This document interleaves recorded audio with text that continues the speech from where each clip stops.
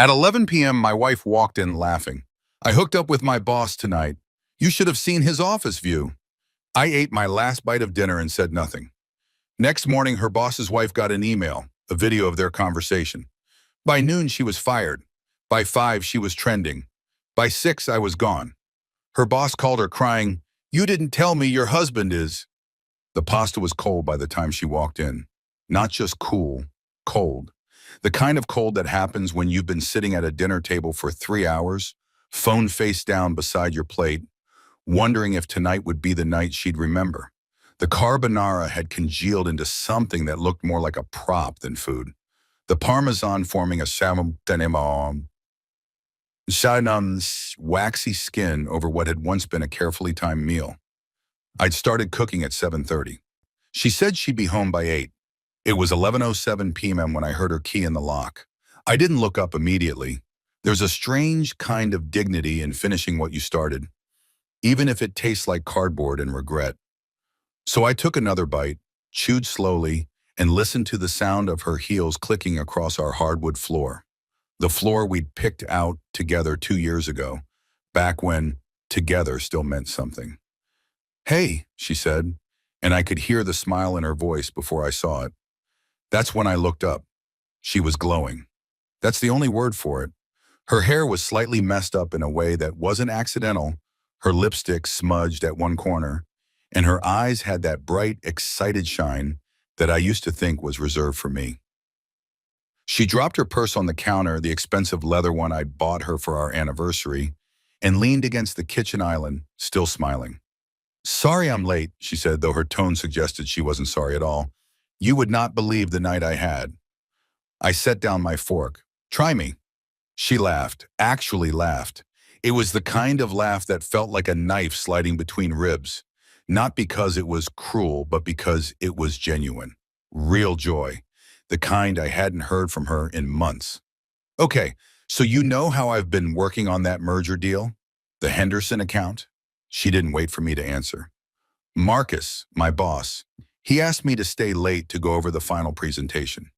We ordered sushi, opened a bottle of wine from his personal collection, and honestly, it was amazing. The view from his office at night, with the city all lit up, it's incredible. I've been working there for 2 years and never really appreciated it until tonight." She was still talking, her words tumbling over each other like water from a broken faucet, but I'd stopped listening to the content. I was listening to the way she was talking. The energy, the animation, the way her hands moved as she described the skyline, the way she touched her neck when she mentioned the wine. "And then," she continued, her voice dropping to something that might have been conspiratorial if it weren't so casual, "things got interesting." I picked up my water glass, took a sip, said nothing. "Marcus is actually really easy to talk to when it's just the two of us. Not like in meetings, you know. He's funny, charming. He told me about his wife. They've been married for 15 years, but he says they barely talk anymore. Kind of sad, really." She paused, and I watched something flicker across her face. Not guilt, something closer to satisfaction. Anyway, one thing led to another, and she trailed off, waiting for me to ask, to react, to do something. I took another bite of the cold pasta. "We hooked up," she said finally, the words coming out in a rush. "Right there in his office, against that window I was telling you about. God, you should have seen the view. The whole city spread out below us, all those lights. It felt like being on top of the world." The silence that followed was the kind you could drown in. I finished chewing, swallowed, wiped my mouth with the napkin, the cloth napkin, because even now, some part of me insisted on maintaining the rituals of civilization. "How was the sushi?" I asked. She blinked. "What?" "The sushi, and you said you ordered sushi. Now, how was it?" For the first time since she'd walked in, she looked uncertain. It was good. Why are you asking about the sushi?" "Just curious." I stood up, picked up my plate, and walked it to the sink. "I'm glad you had a good time." "That's it?" Her voice rose slightly, a mix of confusion and something that might have been disappointment. "I just told you I slept with my boss, and you're asking about sushi?" I turned on the faucet, watching the water wash away the remnants of the dinner she'd never eat. What do you want me to say? I don't know, something, anything. You're supposed to be angry or hurt or, I don't know, something. I'm tired, I said, which was true. I think I'm going to bed. I walked past her and I could feel her eyes on me, trying to understand what was happening. The thing is, I understood perfectly. This wasn't a confession. It was a test. Maybe even a gift in her mind. The truth served up like one of those expensive omakase courses, waiting to see if I'd appreciate the flavor. But here's what she didn't know. I'd been full for a long time. I didn't sleep that night. Not because I was upset, though I was, but because I was thinking, planning, running through scenarios and possibilities with the kind of clinical precision that my work had taught me. Some people count sheep when they can't sleep. I count moves and counter moves, consequences and contingencies. By the time the sun started painting our bedroom walls in shades of gray and gold, I knew exactly what I was going to do. Nothing. At least, nothing she could see. I got up at 6 a.m., same as always, made coffee in our French press, the one we'd bought in Paris during what she still referred to as the best trip of our lives. I could hear her stirring in the bedroom as I poured the first cup, the springs in our mattress creaking as she rolled over. She emerged at 6:45, already dressed for work in a navy blue dress that hugged her in all the right places. Professional, put together. Like last night had been just another Tuesday. Morning, she said, pouring herself coffee. Morning. We stood in the kitchen together, two people who shared a last name and a mortgage, and apparently nothing else, drinking coffee in silence. It was almost peaceful, the kind of moment that, from the outside, might have looked like comfortable companionship. About last night, she started. Don't. I held up a hand. I don't want to talk about it right now. We have to talk about it eventually. Sure, eventually. I set down my mug. But not right now. I have an early call. That was a lie, but she didn't know that. One of the benefits of working from home, running my own consulting firm, my schedule was mine to control, mine to manipulate, mine to use as armor when I needed it. She studied me for a long moment, and I could see her trying to work it out. The angle, the play. We'd been married for 4 years, together for 6, and she'd always been good at reading people. It was what made her excellent at her job, this ability to sense what people wanted and give it to them. But right now, I was giving her nothing. Okay, she said finally. Tonight then? Maybe. She left at 7:30, the same time as always, and I watched from the living room window as she got into her car, the BMW I'd co-signed in for, and pulled out of our driveway. I watched until she turned the corner and disappeared, and then I watched for another 5 minutes, just to be sure. Then I went to my office and got to work. The email took me 45 minutes to compose. Not because it was difficult, the opposite actually. I had to make it seem effortless, casual, the kind of message that a concerned colleague might send, not wanting to cause trouble but feeling morally obligated to share certain information. The recipient, Mrs. Jennifer Hartman, Marcus Hartman's wife of 15 years. I'd met Jennifer exactly once at a company holiday party 2 years ago. She'd been warm, funny, and clearly exhausted. The kind of exhaustion that comes from raising twin 8-year-olds while your husband works 70-hour weeks. We'd talked for maybe 20 minutes about nothing in particular, and she'd struck me as someone who deserved better than what she was about to receive. But then again, didn't we all? The email read, Dear Jennifer, I hope this message doesn't come as too much of a shock. I've struggled with whether to send this, but I believe you have a right to know what's happening in your own life. Last night, your husband and my wife stayed late at the office together. What started as work evolved into something else. I'm attaching a video file, audio really, of their conversation from last night. I think you should hear it for yourself. I'm sorry to be the bearer of this news. I wish I didn't have to be. Best, David Mitchell. Simple, direct, devastating. The attachment was the genius part, if I do say so myself. Our apartment has a security system, smart home integration, voice activated, the whole 9 yards. We'd installed it a year ago after a break-in scare in our neighborhood, and like most people, we'd set it up and then mostly forgotten about it. but I hadn't forgotten that the system included audio recording, or that my wife had stood in our kitchen at 11 p.m., describing her infidelity in vivid detail while I sat 10 feet away. The recording was crystal clear. I'd edited it down to the essentials, just the parts where she explicitly described sleeping with Marcus, the details about his office, the view, the way she'd laughed about his marriage. I cut out my responses entirely. Let her voice stand alone, uncontested, damning. I attached the file, took a deep breath, and hit send. It was 8:47 a.m. I made another coffee and tried to work. Tried being the operative word. My actual job that morning, reviewing a marketing strategy for a mid-sized tech company, seemed absurdly trivial compared to what I'd just done. Words on a screen, numbers in a spreadsheet, meaningless metrics for measuring meaningless progress. At 9:30, my phone buzzed. A text from my wife. Meeting running long, might grab lunch with the team. I stared at that message for a full minute, feeling something cold settle in my chest. The team, right. I wondered if the team was code for Marcus. If they were already planning round two, if she'd learned nothing from last night, except that I was too weak to fight back. I typed, "Sounds good," and then I waited. The first domino fell at 11:47 a.m. I know the exact time because I was staring at my computer screen, refreshing my email inbox like a man possessed, when the notification popped up. It wasn't from Jennifer Hartman. It was from my wife. Subject line, "Call me no body text." Just those two words in all caps, which told me everything I needed to know about her emotional state. I didn't call. Instead, I opened my monitoring software. Yes, I had monitoring software. No, I'm not particularly proud of that fact, but we'll get to my moral ambiguities later, and check the activity on her work email. 3 new messages in her inbox, all from the same sender. Marcus Hartman.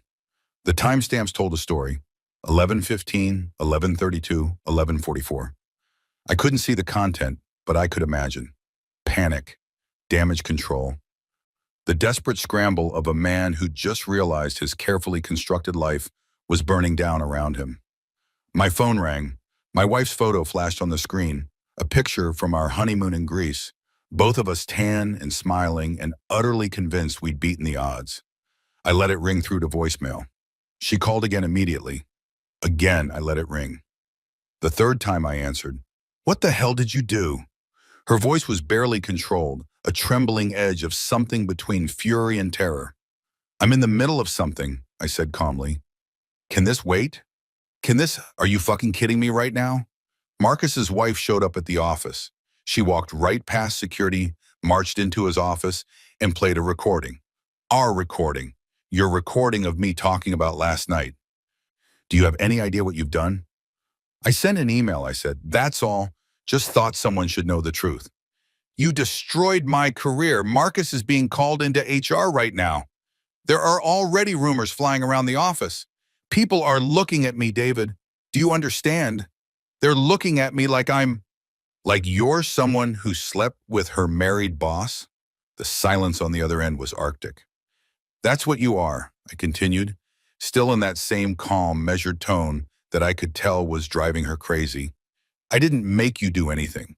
I just made sure the truth was accessible. You're supposed to be my husband." Funny, I was thinking the same thing last night, around 8:30, when I was waiting for my wife to come home to the dinner I'd made. This is different. This is my reputation. Your consequences," I said. "These are your consequences. I have to go now. Work call." I hung up before she could respond. My hands, I noticed, were completely steady. The second domino fell at 1:23 p.m. This time it was a call from a number I didn't recognize. I almost didn't answer, but curiosity got the better of me. "David Mitchell?" A woman's voice. Professional. Cool. "Speaking." "This is Amanda Chen from Hartley and Associates HR department. I'm calling regarding an incident that occurred this morning involving your wife, Sarah Mitchell, and our executive team. Do you have a few minutes to talk?" I sat up straighter, of course.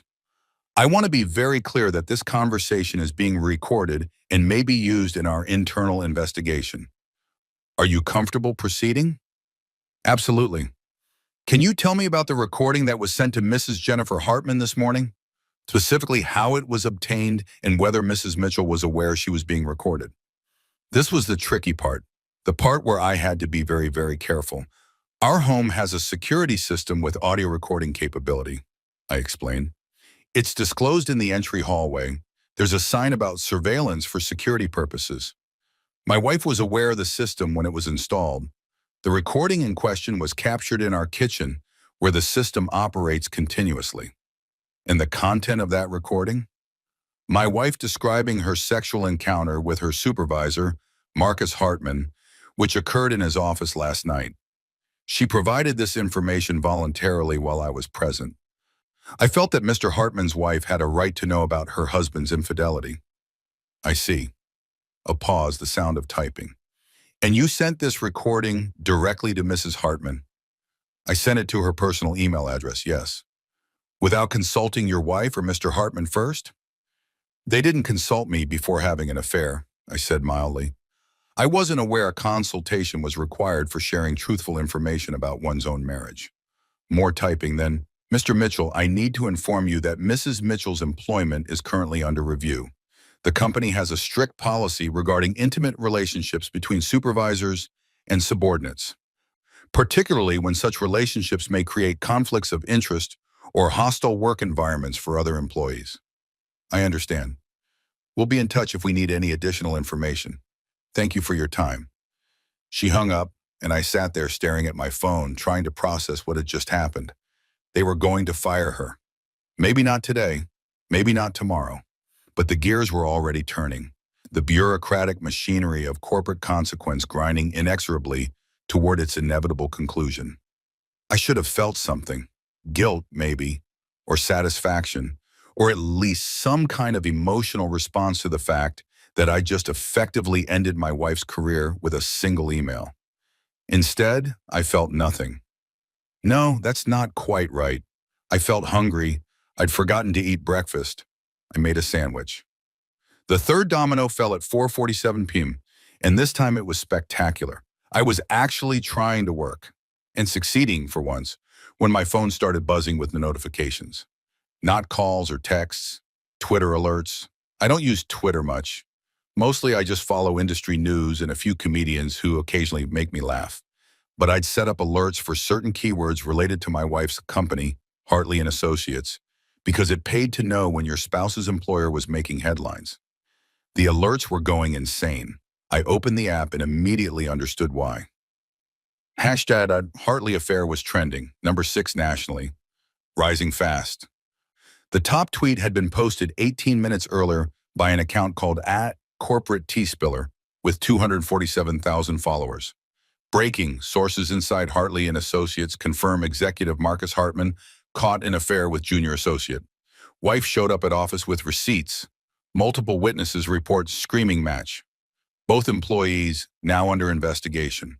Thread incoming. The thread had 17 parts. Each one had thousands of likes and retweets. Someone had leaked everything. Not the recording. Thank God I hadn't actually wanted that out in the public sphere, but every detail of what had happened. Jennifer's confrontation. Marcus's panic. The HR investigation. Even somehow my wife's name. Tweet number 12 read, update. The associate is Sarah Mitchell, 29, hired 2 years ago. Worked directly under Hartman, Ho, on the Henderson merger. Multiple sources confirm she bragged to her husband about the affair. He sent the evidence to Hartman's wife. This man is a legend. I stared at that word. Legend. I'd become a character in someone else's story. A hero even, to people who'd never met me and never would. The wronged husband who'd exacted perfect, surgical revenge. Except it didn't feel like revenge. It felt like documentation. My phone rang, my wife again. This time I answered on the first ring. It's everywhere, she said, and she was crying now. Actually crying. My name is everywhere. People are texting me. My mom called. My sister called. Someone posted a screenshot of my LinkedIn on Twitter. I'm getting DMs calling me a whore. This is, David, you have to help me fix this. How? I don't know. Put out a statement. Say the recording was faked. Say it was taken out of context, something. It wasn't taken out of context, I said quietly. You said exactly what you said. You did exactly what you did. You're my husband. You're supposed to protect me. I did. I protected you from having to wonder if I knew, from having to carry the weight of your secret. Now everyone knows. Now you're free. This isn't freedom. This is humiliation. Yes, I agreed, it is. But it's also the truth. And the truth has a way of finding light, doesn't it? One way or another. She was still crying when I hung up. She came home at 6:15 p.m. I heard the car in the driveway first, the aggressive rumble of the BMW's engine, then the slam of the door that told me everything I needed to know about her mood. The key scraped in the lock. Once. Twice. She was shaking too hard to get it in smoothly. When she walked in, I was sitting on the couch with a glass of scotch. Not because I particularly wanted scotch. I'd always been more of a bourbon person, but because there was something about the moment that seemed to demand the aesthetic of expensive liquor in crystal glassware. She looked like she'd been through a war. Her makeup was smeared, mascara tracking down her cheeks in uneven lines. Her hair, which she'd spent 45 minutes styling this morning, hung limp and disheveled. The navy dress had a coffee stain on the front. I could only imagine the story behind that one. They fired me, she said. I took a sip. I heard. You heard? That's all you have to say? I just lost my job, my career, everything I've worked for, because of you. Because of Marcus, actually, and you. Mostly you.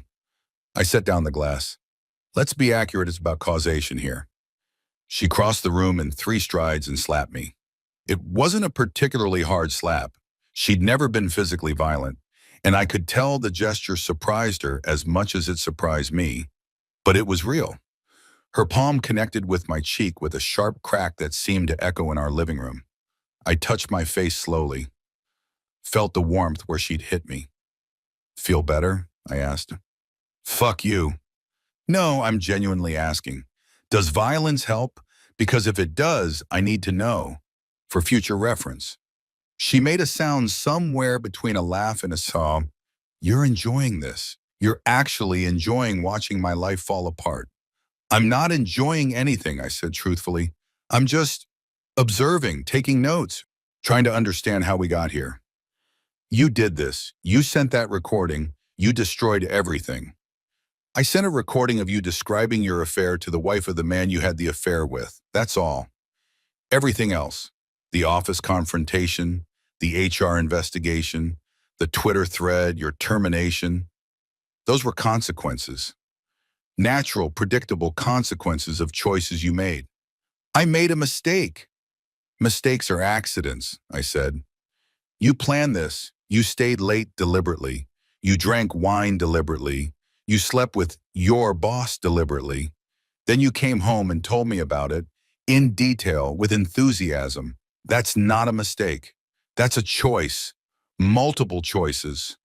She sank into the chair across from me, her fight draining away as quickly as it had appeared. What do you want from me? I want you to be honest. Really honest. Not the performance you gave last night, where you were testing me or trying to hurt me or whatever that was. I want you to tell me. Why? I don't know. Yes, you do.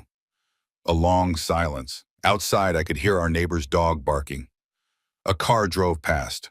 Normal sounds of a normal evening in a normal neighborhood, while inside our apartment, everything burned. He made me feel important, she said finally. Valued, like what I thought mattered. You stopped looking at me months ago, David. Really looking. When I talk, you nod and say, that's nice, and go back to your computer. When I come home, you're already working. When we go to bed, you're asleep before I turn off the light. So this is my fault. No, yes, I don't know. She rubbed her eyes, smearing the mascara further. It's both our faults. We stopped trying. Both of us. Maybe. I picked up my scotch again, swirled it, watched the amber liquid catch the light. But only one of us slept with someone else, and only one of us sent a recording to destroy the other's entire life. Your life was already destroyed, I said quietly. You just didn't know it yet. I just accelerated the timeline. We sat there for maybe an hour, not talking, just existing in the same space like two strangers waiting for a bus. The silence was almost comfortable in a horrible way. Like we'd finally reached the truth of what we'd become. My phone buzzed, a text from an unknown number. I opened it. Is this David Mitchell? I stared at it for a moment, then typed. Who's asking? Three dots appeared, disappeared, appeared again. Marcus Hartman. We need to talk.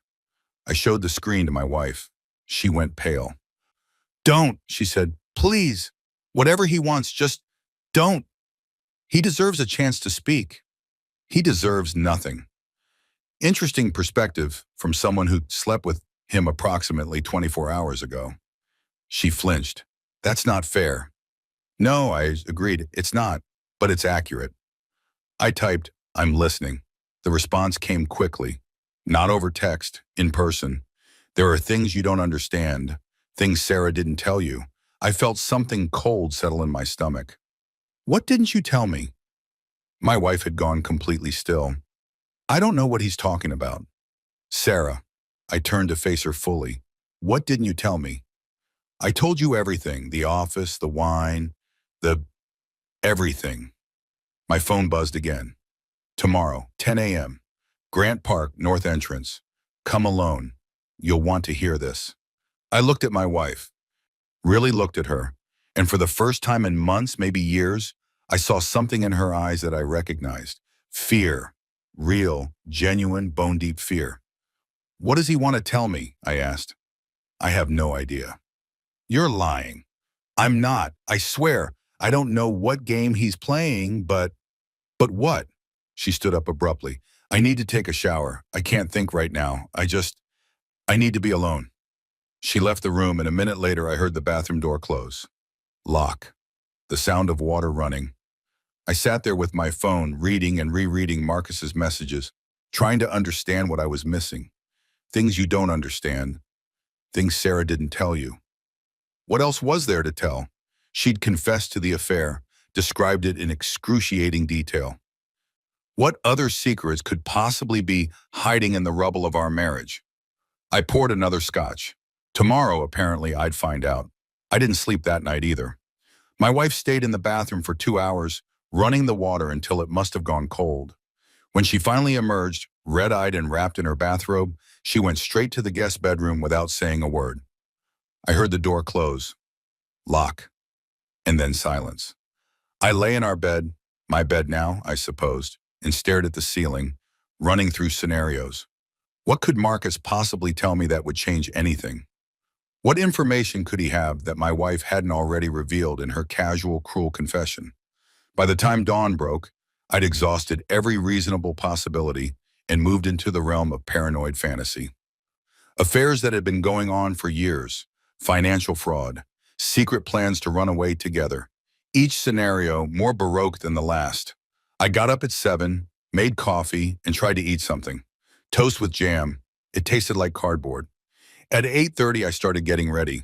Jeans, a t-shirt, comfortable shoes.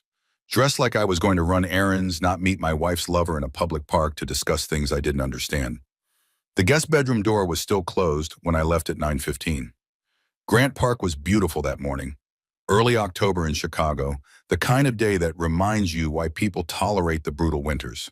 Trees just starting to turn, the sky that particular shade of blue that seems to exist only in autumn. Joggers passed by in clusters. A woman walked 3 dogs. Normal people living normal lives, utterly unaware that somewhere nearby, a marriage was finishing its death rattle. I found the north entrance at 9:45 and waited. Marcus Hartman arrived at exactly 10 a.m. I'd seen him before, obviously. Company events, holiday parties, the occasional dinner where Sarah would invite her work friends and their spouses. He was handsome in that generic executive way, tall, good hair, expensive suit even on his days off. The kind of man who looked like he belonged in a corner office. Today, though, he looked like hell. His eyes were bloodshot, his skin had a gray tinge, and his hair, usually perfectly styled, stuck up at odd angles like he'd been running his hands through it repeatedly. David, he said, holding out his hand. I didn't shake it. He let his hand drop. Fair enough.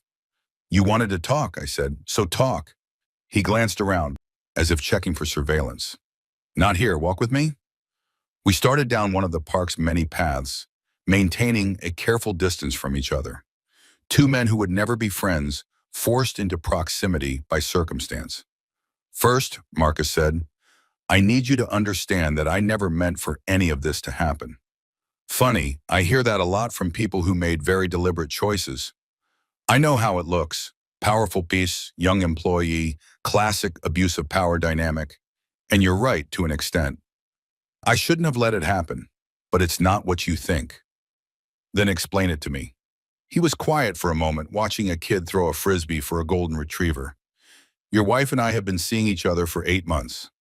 I stopped walking. What? 8 months, since February. The night in my office wasn't the first time. It was maybe the 20th. I've lost count, honestly. The world tilted slightly. She said it was one night. She lied. Marcus looked at me, and I saw something in his eyes that might have been pity. She's been lying to you for most of your marriage, David, and I know that because she told me. Everything. I don't believe you. I didn't expect you to. That's why I brought these. He pulled out his phone, tapped a few times, and handed it to me. The screen showed a text conversation. Him and my wife. The timestamp started in February and continued through yesterday. I scrolled through them, my hands numb. February 14th, Barbara. Last night was perfect. I can't stop thinking about you. Marcus, same. When can I see you again? March 3rd. Sarah, he has no idea. Sometimes I think he wouldn't even care if he found out. Marcus, does that bother you? Sarah, not really. It's freeing, actually. April 22nd. Sarah, I think I'm falling in love with you. Marcus, don't, please. This is just, we can't go there. June 9th. Sarah, if you love me, you'd leave her. Marcus, we've talked about this. My kids, the prenup, it's complicated. Sarah, everything is complicated with you. September 28th. Marcus, we need to cool things down for a while. Jennifer is getting suspicious. Sarah, fine. I'll tell David everything then. Marcus, you wouldn't. Sarah, try me. I handed the phone back. My throat felt like I'd swallowed glass. She was using you, Marcus said quietly. The confession, the details, the timing, it was all calculated. She wanted me to panic. To think she'd actually told you everything so I'd leave my wife. When that didn't work fast enough, she escalated. Told you in a way that would force my hand. But I sent the recording. Did she seem surprised when you did? Or angry? Or did she seem almost satisfied? I thought back to her reaction. The phone calls, the texts, the performance of rage. Satisfied. Jesus Christ, he was right. She knew you'd do something, Marcus continued. She probably hoped you'd confront me directly, cause a scene, maybe even throw a punch. She didn't count on you being smart about it. Surgical, but even that worked for her in a way. Now I'm destroyed, my marriage is over, and she gets to play the victim.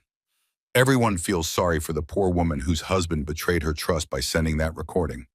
Except she got fired. Did she? Marcus smiled grimly. Or did she get exactly what she wanted? Freedom from her marriage. Me potentially available now that my wife is leaving? And a severance package that'll keep her comfortable for months. Plus victim status. In the court of public opinion, she's the wronged party now. The woman whose husband violated her privacy. I felt like I might throw up. Why are you telling me this? Because you deserve to know the truth, and because... He paused, choosing his words carefully. I'm not a good man, David. I cheated on my wife. I broke my vows. But I'm not the only villain in this story. Your wife is smart, manipulative, and very, very good at getting what she wants. She wanted me. She wanted out of her marriage, and she wanted everyone to sympathize with her while she did it. She's getting all three. She told me you made her feel important. I'm sure she did feel important. I paid attention to her. Laughed at her jokes, made her feel like the most interesting person in the room. That's what affairs are built on. But she started it. I'm not saying that makes it okay. It doesn't. I'm just saying you should know who you're married to. We'd reached a bench. I sat down before my legs could give out. What do you want from me? I asked. Nothing. I just thought you should know before you make any more decisions. About your marriage, about forgiveness, about anything. He stood up, straightening his jacket. For what it's worth, I'm sorry. For all of it. You didn't deserve this. He walked away, leaving me alone on a park bench with the ruins of everything I thought I knew. I sat there for a long time. People passed, joggers, families, an old couple holding hands. The world kept turning, utterly indifferent to the fact that mine had just shattered completely. 8 months, 20 encounters, lies stacked on lies like a house of cards, held together by nothing but my willingness not to look too closely. I pulled out my phone and opened my photo app, scrolled back through the last 8 months of our life together. February, Valentine's Day dinner at that expensive Italian place. She'd ordered champagne. We'd toasted to many more years together. She'd texted Marcus that same night. March, weekend trip to Milwaukee for my cousin's wedding. She'd disappeared for 2 hours, claiming she needed to take a work call. I'd believed her. April, her birthday. I'd thrown her a surprise party, invited everyone from her office, including Marcus. They'd barely spoken to each other all night. And I'd thought it was strange how professional they were, how careful. Jesus, the signs had been everywhere. June, she'd suggested couples therapy. I'd said we didn't need it. We're fine, I'd told her, we're happy. She'd looked at me with something in her eyes I couldn't read, and then she'd nodded. You're right, we're fine. That was the month she'd texted Marcus about love. September last week. She'd come home late 3 nights in a row, each time with a different excuse. Client dinner, networking event, traffic. I'd never questioned it. Not because I was naive, because I was comfortable, because questioning meant confronting, and confronting meant change, and change meant... My phone rang. My wife's photo, still the one from our honeymoon, I answered. Where are you? She asked. Park. Which park? Does it matter? A pause. I guess not. Are you coming home? Eventually. David, we need to talk about everything. Really talk this time. 8 months, what? I said. Silence. He told you. He did. He's lying. But there was no conviction in her voice. Just resignation, like an actor who'd forgotten their lines and decided to drop the performance entirely. Show me your phone. What? Your phone, all of it. Texts, emails, everything. Show me and I'll believe you. That's a violation of my privacy.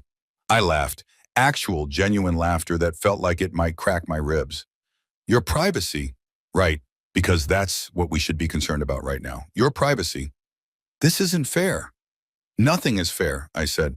That's the whole point. Life isn't fair. Love isn't fair. Marriage definitely isn't fair. But it's supposed to be honest. That's the one rule. The only rule that matters. And you broke it, repeatedly, for 8 months. I wanted to tell you. But you didn't. I was scared. Of what? That I'd leave? That I'd be angry? What exactly were you scared of? That you wouldn't care. Her voice cracked.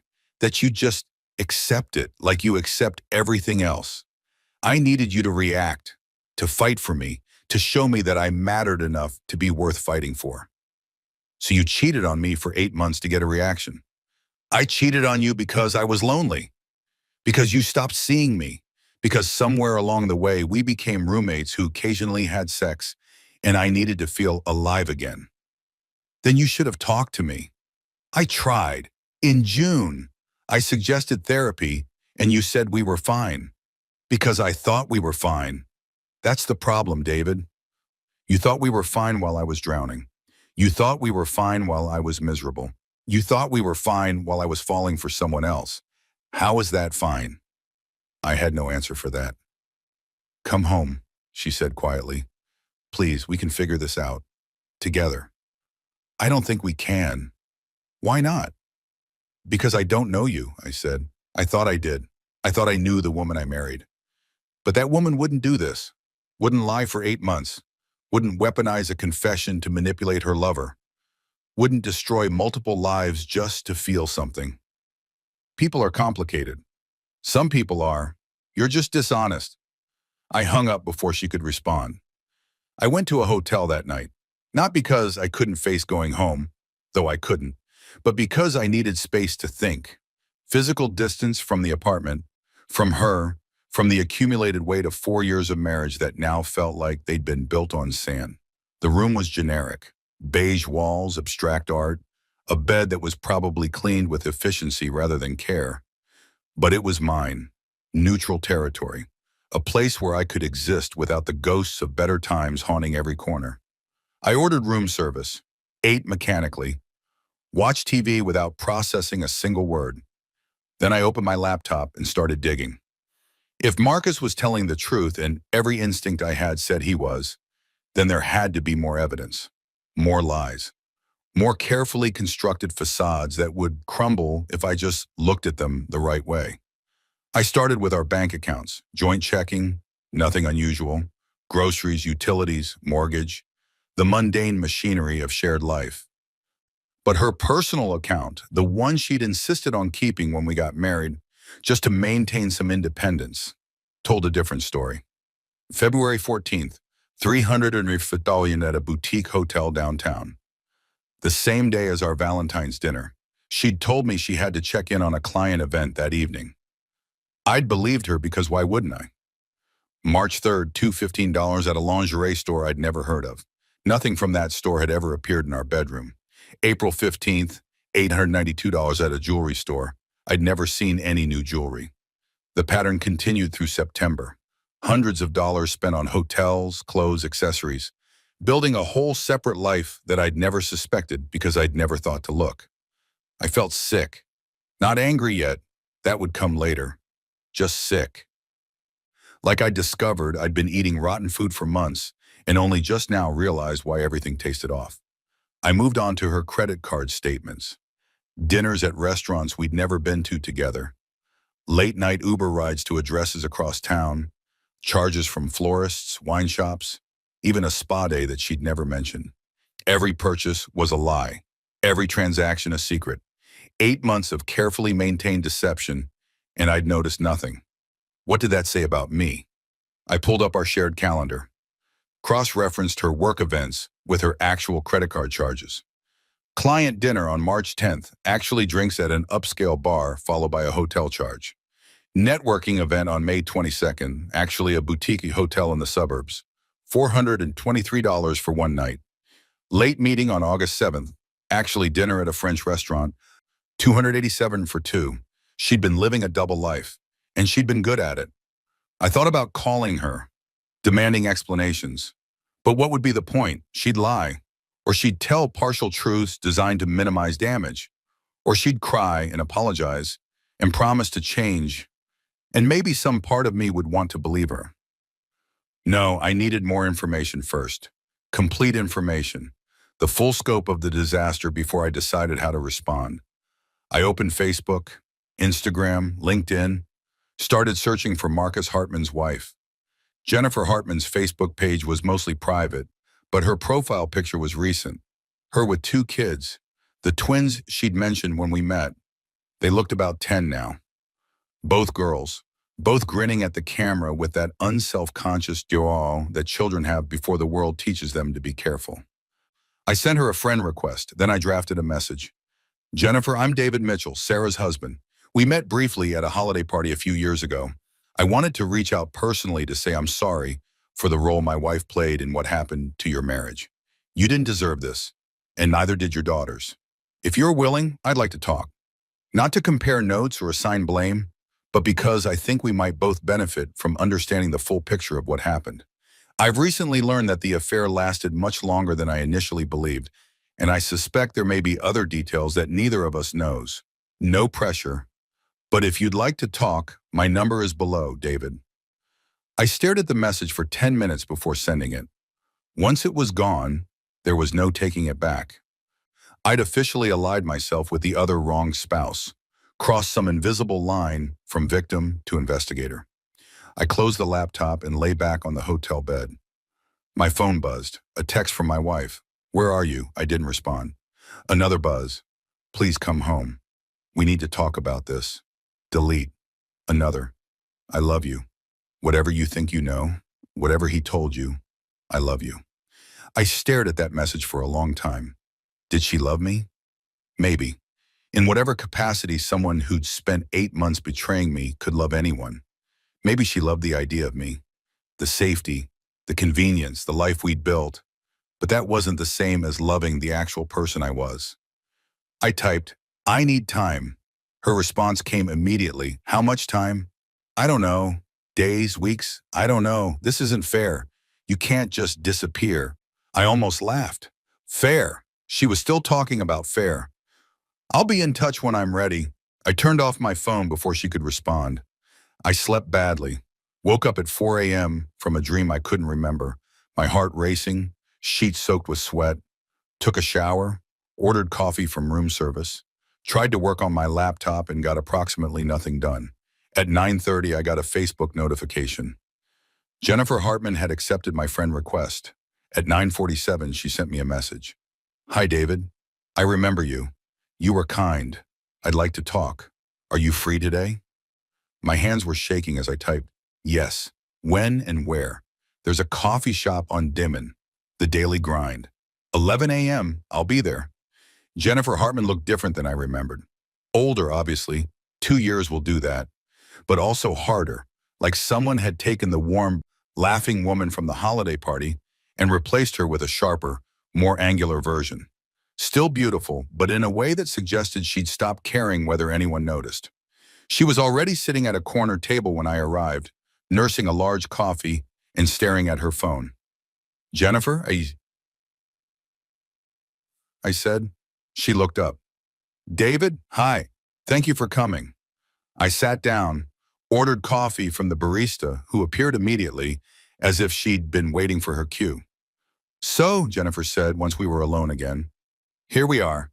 The spouse is left behind. Here we are. I got your email, she said, and the one with the recording. I want you to know, I don't blame you for sending it. I needed to know. I wasn't trying to blow up anyone's life. I know, you were trying to tell the truth. That's more than I can say for my husband. She took a sip of coffee. Or your wife. Marcus told me it's been 8 months. Try a year. I felt the blood drain from my face. Why? What? A year, maybe longer. I found texts going back to last October.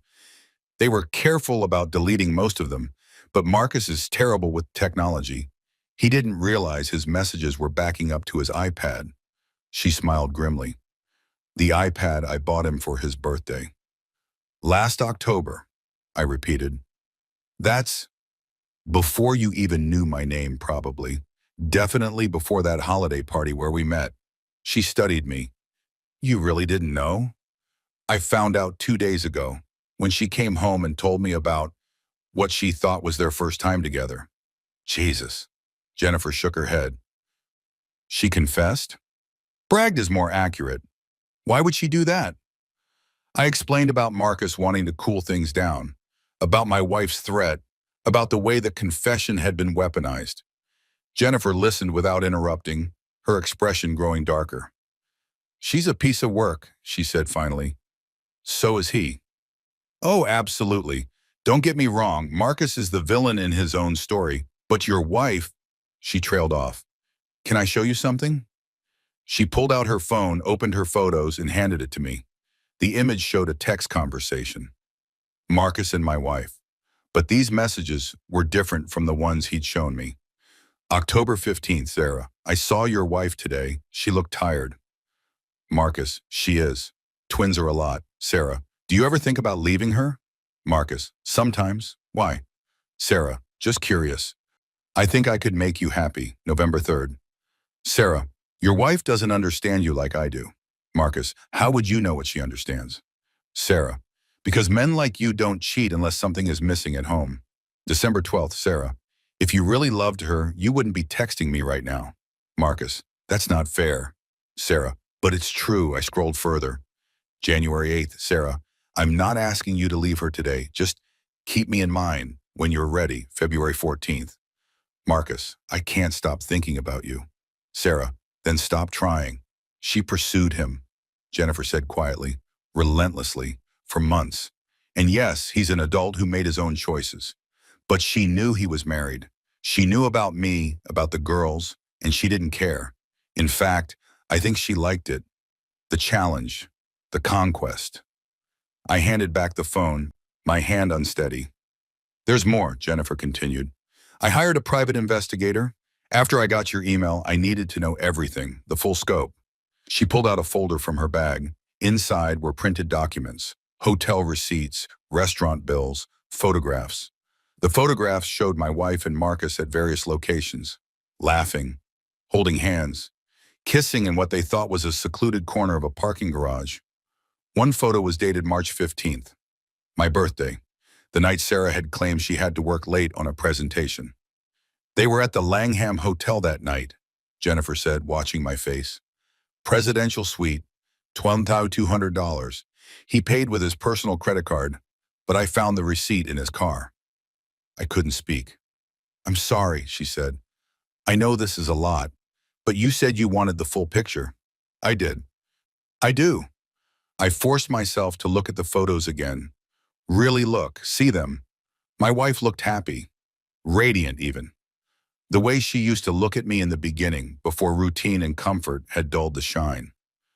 What are you going to do? I asked. Divorce him. Obviously. I've already filed. He doesn't know yet. I wanted to wait until I had all the evidence organized.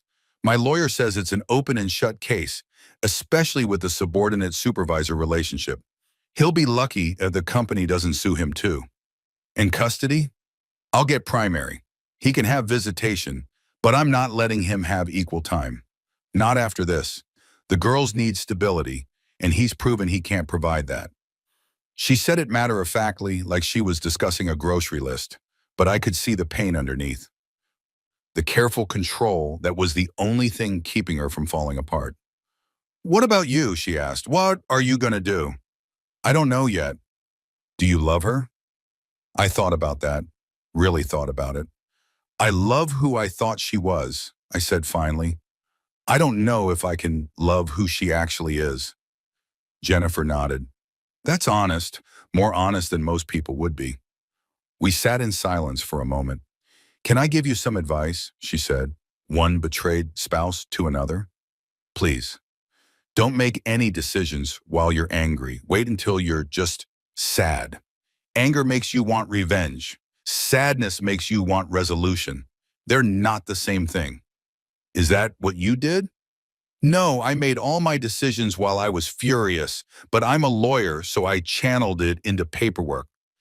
What do you do again? Business consultant, strategy work mostly. So you're used to thinking long-term. Use that. Think about what you want your life to look like in 5 years, 10 years, and then make decisions that move you toward that future, not away from your past. It was good advice, probably great advice. I had no idea if I could follow it. We talked for another hour. Jennifer shared more details, some petty, some devastating, all true. The trip to Paris where Marcus had claimed to be at a conference but was actually with my wife in a hotel overlooking the Seine. The weekend last month when he'd told Jennifer he was taking a solo mental health trip to a cabin upstate, but had actually rented a beach house with Sarah. Each revelation was a small cut, alone manageable. Together, they added up to something that wouldn't stop bleeding. But the worst part wasn't the lies themselves, it was the pattern they revealed. My wife hadn't stumbled into an affair.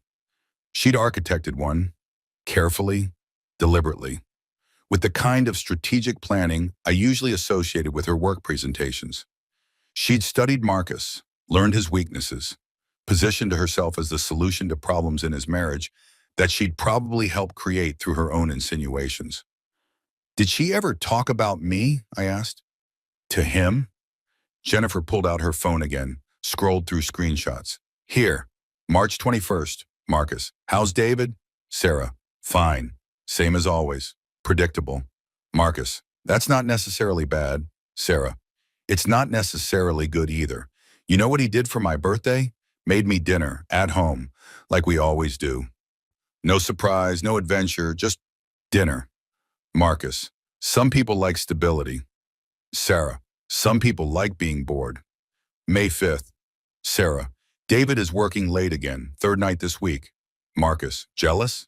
Sarah. Of his spreadsheets? Hardly. At least you make me feel alive. August 18th. Sarah. I think David suspects something. Marcus. What makes you say that? Sarah. He asked where I was last night. Actually asked, like he cared. Marcus. Maybe he does care. Sarah. Too little, too late. I set the phone down carefully, like it might explode. I'm sorry, Jennifer said. Don't be. I needed to see it. Why? Because otherwise I might forgive her. Jennifer studied me. Would that be so bad? Forgiveness? Have you forgiven Marcus? No, but I'm not you. What's the difference?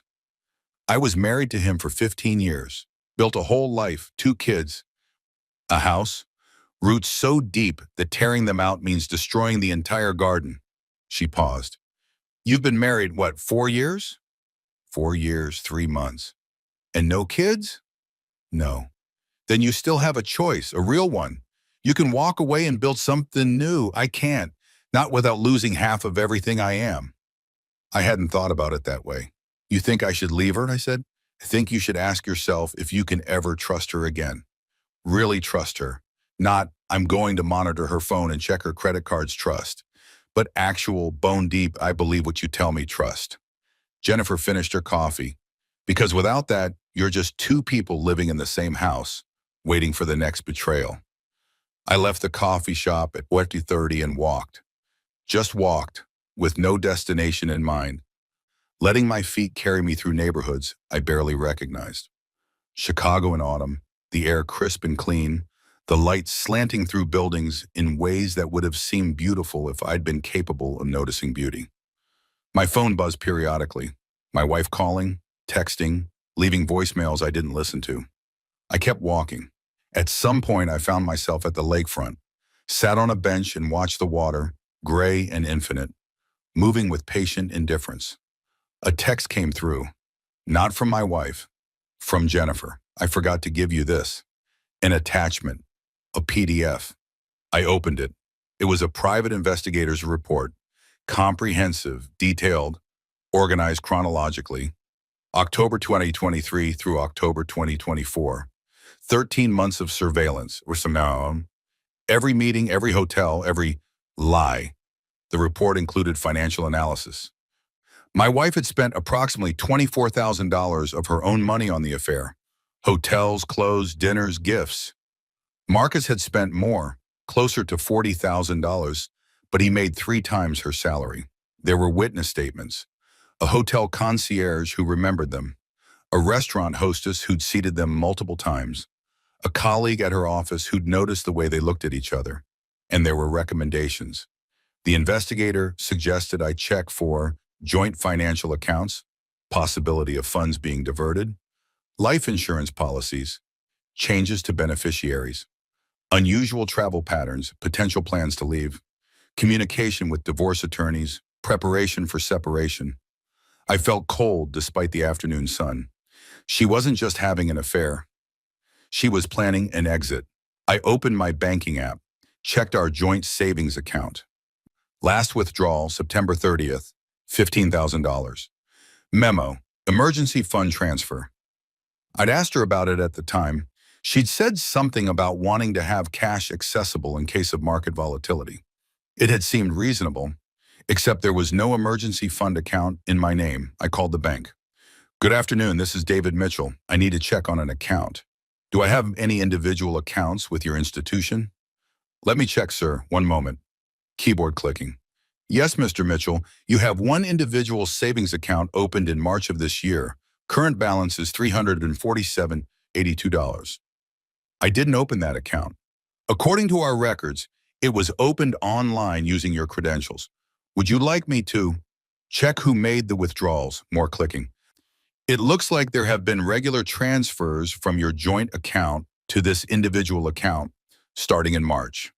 Then larger withdrawals, $5,000 in June, $8,000 in August, $15,000 in September. Where did the money go? The withdrawals were made in person at our downtown branch. I don't have information on how the funds were used after withdrawal. I thanked her and hung up. 28,000. My wife had embezzled 28,000 from our joint savings, and I'd never noticed. I called Jennifer. She answered on the first ring. David? She's been stealing from me, from us, our joint account. How much? $28,000. A low whistle.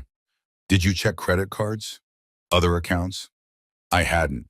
But I did now, there on the bench, watching the lake while my world imploded.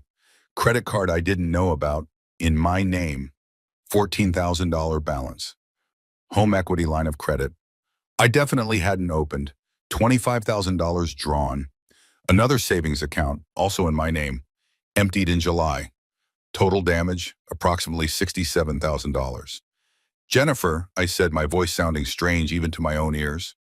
She's been planning this for a year. The affair was it was cover for financial fraud. You need to call a lawyer, Jennifer put immediately. Right now, don't go home.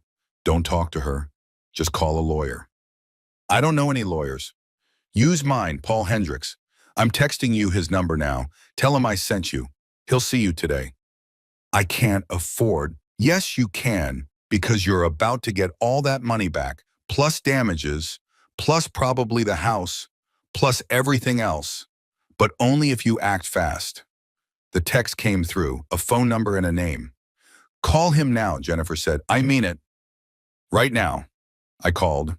Paul Hendricks' office was in one of those buildings that radiate expensive competence. Marble lobby, mahogany reception desk, art on the walls that was probably worth more than my car. The kind of place where divorce attorneys orchestrate the dissolution of lives with the precision of surgeons. Mr. Mitchell? The receptionist smiled with practiced warmth. Mr. Hendricks is ready for you, conference room B, down the hall on your left. Paul Hendricks was exactly what you'd expect from a divorce attorney whose office looked like a museum. Mid-50s, silver hair, suit that probably cost more than my monthly mortgage payment. But his handshake was firm, his eyes were sharp, and when he said, Jennifer speaks highly of you, I believed he actually meant it. Thank you for seeing me on short notice, I said. Jennifer said it was urgent.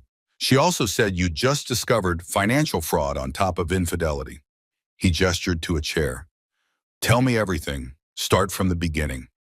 Don't skip details you think might be irrelevant. They usually aren't. So I told him. The confession, the recording, the email to Jennifer, Marcus's revelation about the affair's duration, the private investigator's report, the missing money. He listened without interrupting, taking occasional notes on a legal pad in handwriting so neat it could have been printed. When I finished, he set down his pen and looked at me. Mr. Mitchell, I'm going to be blunt with you. This is one of the more clear-cut cases I've seen in 20 years of practice. Your wife has committed adultery, financial fraud, and likely identity theft. If you wanted to, you could have her arrested. I don't want her arrested, Baboyam. Then what do you want? Good question. What did I want? I want out, I said. Clean, fair, no prolonged battles. No, he said, she said, just out. That's reasonable, but fair is a complicated word in divorce law. What does fair look like to you? I want the money back, the money she stole. Agreed, that's non-negotiable. What else? The house is in both our names. I don't want it. Too many memories. She can have it. Even though you've been paying the majority of the mortgage? I paused. How do you know that? Because men who cook dinner for their dues and wait 3 hours for them to come home are usually the same men who quietly carry more than their share of financial responsibilities. He smiled slightly. I've seen this pattern before. He wasn't wrong. I've been paying roughly 70% of our shared expenses for the last 2 years, ever since her promotion came with more prestige than actual salary increase. Still, I said, I don't want the house. Fine, but you should be compensated for your equity. We'll include that in the settlement. He made a note. What about her retirement accounts? Joint investments? Split them, I don't care. You should care, but we'll come back to that. More notes. The fraud is our leverage. Opening credit accounts in your name without permission, transferring funds without authorization, that's serious. We can use it to ensure a quick, clean divorce with minimal resistance. You mean blackmail? I mean negotiation. Your wife has committed crimes that could result in criminal charges, jail time, and a destroyed career. Or those crimes could be resolved civilly through divorce proceedings with appropriate financial restitution and a promise not to pursue criminal charges. Most people prefer the second option. And if she doesn't, then we file a police report and let the system handle it. He said it so casually, like we were discussing what to order for lunch. But I don't think it'll come to that. Jennifer told me your wife is smart. Smart people don't choose jail over settlement. What's the timeline? I can file preliminary paperwork today. Freeze the joint account so she can't move any more money. File for legal separation. Get a restraining order if you want one. I don't want a restraining order. Even though she's been calling you constantly? I blinked. How did you? He gestured to my phone, which was sitting on the table between us. The screen lit up as another call from my wife came through. That's the 14th call since you walked into my office 20 minutes ago, he said mildly. That's harassment, legally speaking. She's scared. She should be. I let the call go to voicemail. Here's what I recommend, Paul continued. We file today, freeze the accounts, send her a letter through my office explaining the situation. Divorce proceedings have begun, financial fraud has been discovered, and she has 72 hours to respond to our settlement offer before we pursue criminal charges. That feels aggressive. That's because it is aggressive, but it's also protective of you, of your assets, of your future. He leaned forward. Mr. Mitchell, I've handled hundreds of divorces. The ones that drag on for years, that destroy people emotionally and financially, are the ones where the wrong party tries to be nice, where they give the benefit of the doubt, where they negotiate from a place of guilt or nostalgia or misplaced love. And the quick ones are where someone establishes clear boundaries, documents everything, and treats the divorce like a business transaction. Emotions are valid, but they're not useful, not in family law. I thought about that. Okay, I said, do it. The paperwork took 3 hours. Paul had a paralegal, an efficient woman named Margaret, who looked like she could organize a military coup in her sleep, handle most of the documentation while he walked me through the implications. Preliminary divorce filing, check. Account freezes, check. Documentation of fraud, check. Settlement offer, in progress. We're offering her the house, which has approximately $120,000 in equity, Paul explained. In exchange, she pays you $70,000, the amount she fraudulently took from your accounts, plus a small percentage for your trouble. She keeps her retirement account, you keep yours. All debts incurred in your name without your knowledge get transferred to her. Clean split of everything else. That seems generous. It is generous, that's the point. We want her to take it immediately before she lawyers up and realizes she could drag this out. The threat of criminal charges will motivate her to accept. And if she doesn't, then we go nuclear, file criminal charges, pursue a fault-based divorce with damages, subpoena Marcus Hartman to testify about the affair. Make it as public and painful as possible. He said it without emotion. But I doubt it'll come to that. Most people avoid mutually assured destruction when given the option. I signed documents, initialed pages, watched my marriage dissolve into legally binding text. At 6:45 p.m., Margaret printed the final packet. This is your copy, she said, handing me a folder thick enough to be a novel. We'll have a courier deliver her copy to your home address this evening. She'll have it by 8 p.m. Should I be there? Paul shook his head. Absolutely not. Stay at your hotel. Don't answer her calls. Don't respond to texts. From this point forward, all communication goes through me. Understand? Understood. Good. He stood, offered his hand. You're doing the right thing. It might not feel like it right now, but you are. I shook his hand and left. I went back to my hotel, ordered room service again. Couldn't eat it. Sat on the bed and stared at the wall, trying to process what I'd just done. I'd filed for divorce after 4 years of marriage, 6 years together, countless memories and shared dreams and intertwined lives. I'd reduced everything to paperwork and settlement offers. My phone started ringing at 8:07 p.m. My wife. Obviously, I didn't answer. She called 17 times over the next hour. Left voicemails I didn't listen to. Sent texts that scrolled across my screen like a ticker tape of desperation. Please call me. We need to talk about this. You can't just file for divorce without talking to me. This is insane. You're being manipulated by Jennifer. She's lying about everything. I can explain the money. It's not what you think. Please, David. Please, I love you. Don't do this. At 9:30, she tried a different approach. I talked to Marcus. He admitted he lied to you about everything. The affair was only that one night. The texts were faked. He's trying to destroy both of us. I stared at that message for a long time. She thought I was stupid, or she thought I was desperate enough to believe whatever narrative made the pain stop. Either way, she was wrong. I typed, all communication goes through my lawyer, Paul Hendricks. His number is in the packet. Her response was immediate. You hired Paul Hendricks? Do you know what he costs? Do you know what he does to people? Yes, he destroyed Marcus's first wife. Took everything. The kids, the house, his reputation. He's a shark. Good. David, please, just talk to me. Face to face, no lawyers, just us, like it used to be. Like it used to be, as if there was any going back to a time before I knew what she was capable of. I turned off my phone and went to bed. I woke up to chaos. Not literal chaos. My hotel room was exactly as I'd left it, quiet and sterile and mercifully impersonal, but digital chaos, the kind that happens when the internet decides your life is entertainment. My phone had died overnight.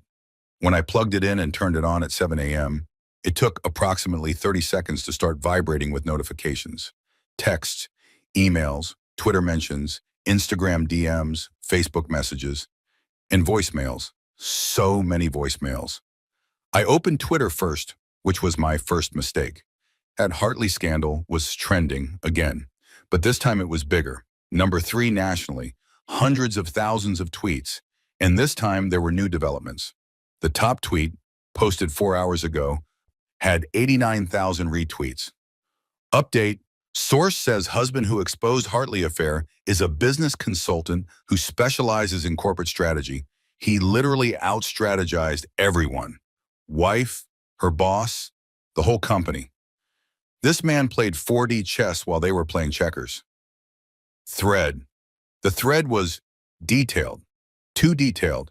Someone had found my LinkedIn profile, my company website, my professional background. They'd done a deep dive into my work history and discovered that I specialized in strategic planning and competitive intelligence for high-stakes business environments. Tweet number 8. Get this. This man has a master's in organizational psychology. He didn't just expose an affair, he weaponized behavioral analysis. He knew how everyone would react. This was calculated. Tweet number 12. The wife confessed to him thinking he'd be too weak to do anything. Classic narcissistic behavior. But homeboy recorded the confession, legally, and sent it straight to the other wife. Absolute legend status. Tweet number 19. Update from inside source. Wife is now claiming she was set up. She's telling people her husband manipulated her into confessing on tape. Girl, bye. You confessed because you wanted to brag. Own it. I scrolled further. Someone had found photos. Not of me, thankfully, but of my wife. Her professional headshot from the Hartley and Associates website. Screenshots of her, LinkedIn.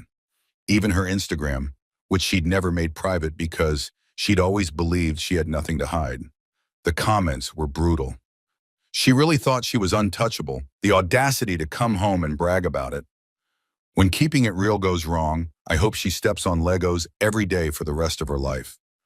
My man said bet and committed to the bit. I should have felt vindicated, or satisfied, or something. Instead, I felt vaguely nauseated. This wasn't what I'd wanted. I hadn't sent that recording to destroy her publicly. I'd sent it to tell the truth to someone who deserved to know it. But that's the thing about truth in the digital age. Once it's out, you can't control where it goes or how it's used. I opened my email. The first message was from someone claiming to be a producer for a morning talk show. Subject line, interview opportunity, exclusive. The second was from a journalist at a major newspaper. Subject, request for comment, Hartley Associates scandal. The third was from a literary agent. Subject, book deal potential. There were 47 more in the same vein. I deleted them all without reading. My phone rang, a number I recognized. Paul Hendricks. Have you seen the news? He asked without preamble. I've seen Twitter. Twitter is the least of our concerns. Check your email. I sent you some links. I opened his email while he stayed on the line. The links were to news articles, real ones from legitimate publications.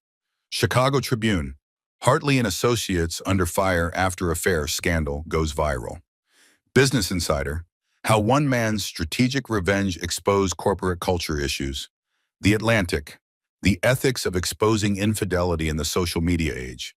All published in the last 12 hours. Jesus, I muttered. It gets worse, Paul said. Or better, depending on your perspective. Your wife's lawyer called me this morning. She got a lawyer? She got 3 lawyers. Then she fired 2 of them when they told her she had no case.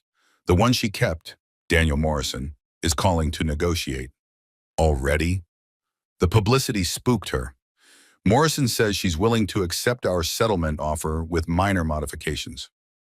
What modifications? She wants the right to make a public statement. Frame the divorce as mutual. Say it was brewing before the affair. No, that's what I told him. I said she can make whatever statement she wants after the divorce is finalized, but the settlement offer is take it or leave it.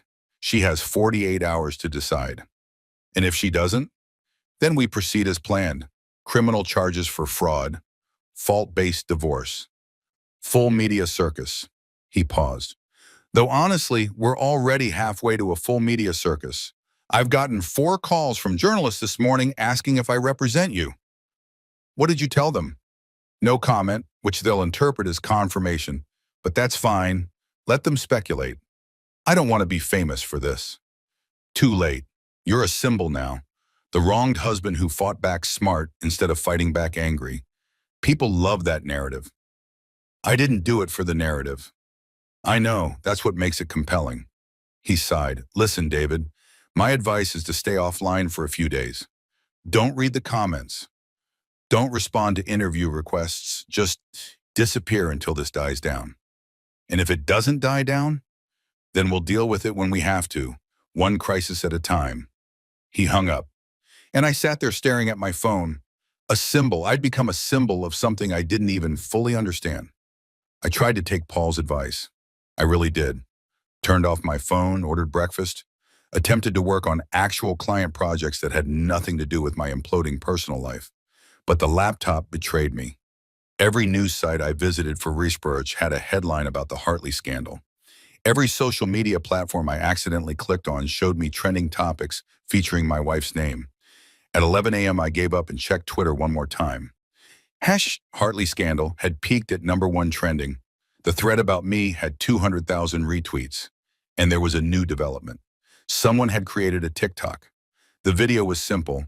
A young woman, maybe mid-20s, sitting in her car, doing that thing where TikTokers point to text overlays while making exaggerated facial expressions. The text read, when your wife comes home at 11 p.m., brags about cheating on you, and you've already recorded everything and sent it to her boss's wife and hired the most expensive divorce lawyer in Chicago before she even finished talking. The audio was some trending sound I didn't recognize. The video had 2.3 million views. The comments section was even worse. This is what happens when you cheat on someone smarter than you. She fucked around and found out literally. When the quiet guy finally snaps, I know we're supposed to feel bad for her, but I can't. Plot twist. He was 3 steps ahead the whole time I closed the app. My phone, which I'd turned back on, despite my better judgment, rang immediately. Unknown number. I almost didn't answer. Hello? Is this David Mitchell? A woman's voice, professional, familiar somehow. Who's asking? Amanda Chen, from Hartley and Associates HR. We spoke a few days ago. I remember. I'm calling to request your cooperation with our internal investigation. We're trying to establish a complete timeline of events, and there are some gaps we need to fill in. I've already told you everything I know. Yes, but since our conversation, additional information has come to light. Specifically evidence that the affair may have lasted significantly longer than originally reported. We need to verify this before proceeding with our final determinations. I thought about Jennifer's folder, the private investigator's report, 13 months of documented betrayal. What kind of cooperation are you looking for? Any communications you may have saved, texts, emails, recorded conversations. We're also interested in financial records that might corroborate the timeline. Why? Because Mr. Hartman is claiming the affair was a brief lapse in judgment. One night, your wife is corroborating that story, but we have witness statements suggesting otherwise, and we need definitive proof before we make final employment decisions. You mean before you decide whether to fire him? I can neither confirm nor deny. He's already been suspended, hasn't he? A pause. I can't comment on personnel matters, but my wife was fired. Mrs. Mitchell's situation was different. She was a subordinate in a direct reporting relationship. Mr. Hartman is an executive with more complex contractual obligations. In other words, they needed airtight evidence before they fired someone important. I'll think about it, I said. Mr. Mitchell, I should mention that the evidence you provide could be crucial in ensuring appropriate consequences for everyone involved. Not just your wife, but Mr. Hartman as well. She was appealing to my sense of fairness, or maybe my desire for revenge. Either way, it worked. I'll send you everything I have, I said. Give me an email address. I spent the next 2 hours compiling files. The recording of my wife's confession. Screenshots of her text conversations with Marcus, provided by Jennifer.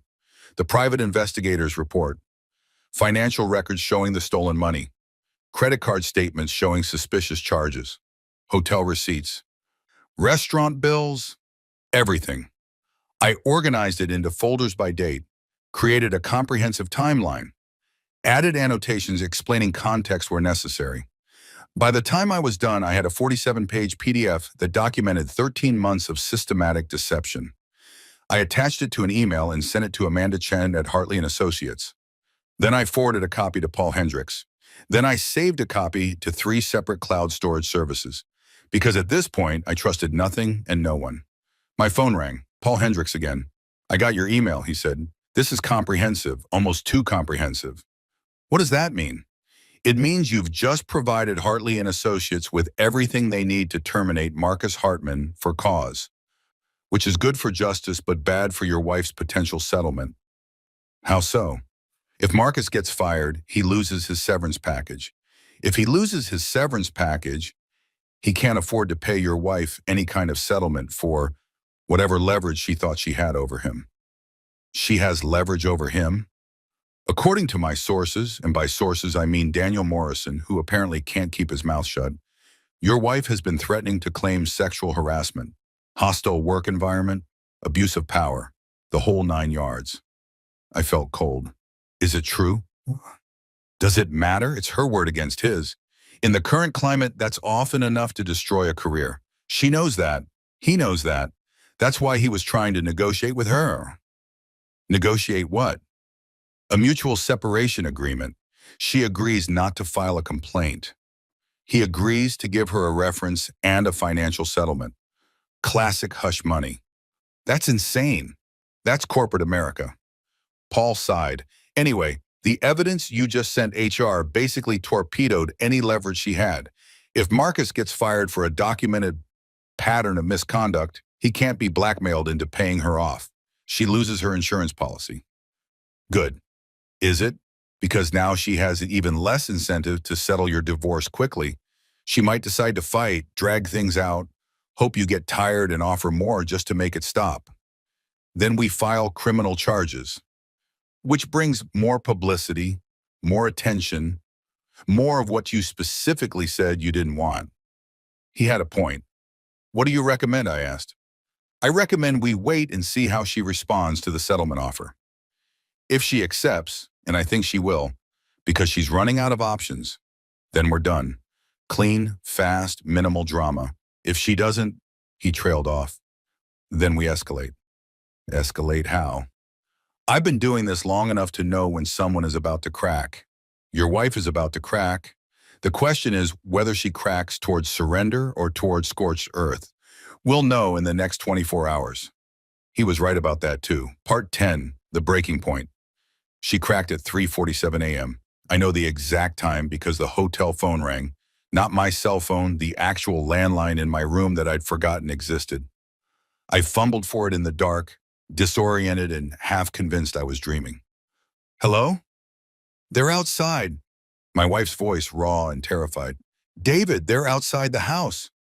Who's outside? I don't know. People.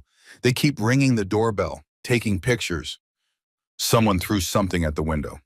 I called the police, but they said they can't do anything unless someone actually threatens me. Please, you have to come home. I sat up, fully awake now. How did you get this number? I called every hotel in Chicago until I found you. Please, I'm scared. I could hear it in her voice. Real fear, the kind that strips away pretense and performance and leaves only raw animal panic. Call the police again, I said. Tell them it is harassment. Tell them you feel unsafe. I already did. They said they'd send someone, but it could be an hour. David, please, I know you hate me right now, but I need help. I closed my eyes. This was a test. Obviously, she was trying to use fear and vulnerability to draw me back in, to break down the walls I'd built. But what if it wasn't a test? What if there really were people outside our house? Strangers who decided my wife was fair game because the internet had declared her a villain? I'll call the police, I said. From here, and I'll call Paul, but I'm not coming home. Paul, your lawyer? What is he going to do? More than I can. I hung up before she could argue. Then I did exactly what I'd said. Called the police non-emergency line and reported possible harassment at my home address. Told them my wife was inside, scared, and that there might be people trespassing on our property. The dispatcher promised to send officers immediately.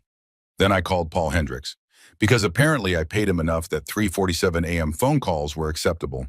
He answered on the third ring, sounding suspiciously alert for someone who should have been asleep. What happened? I explained. Internet vigilantes, he said when I finished.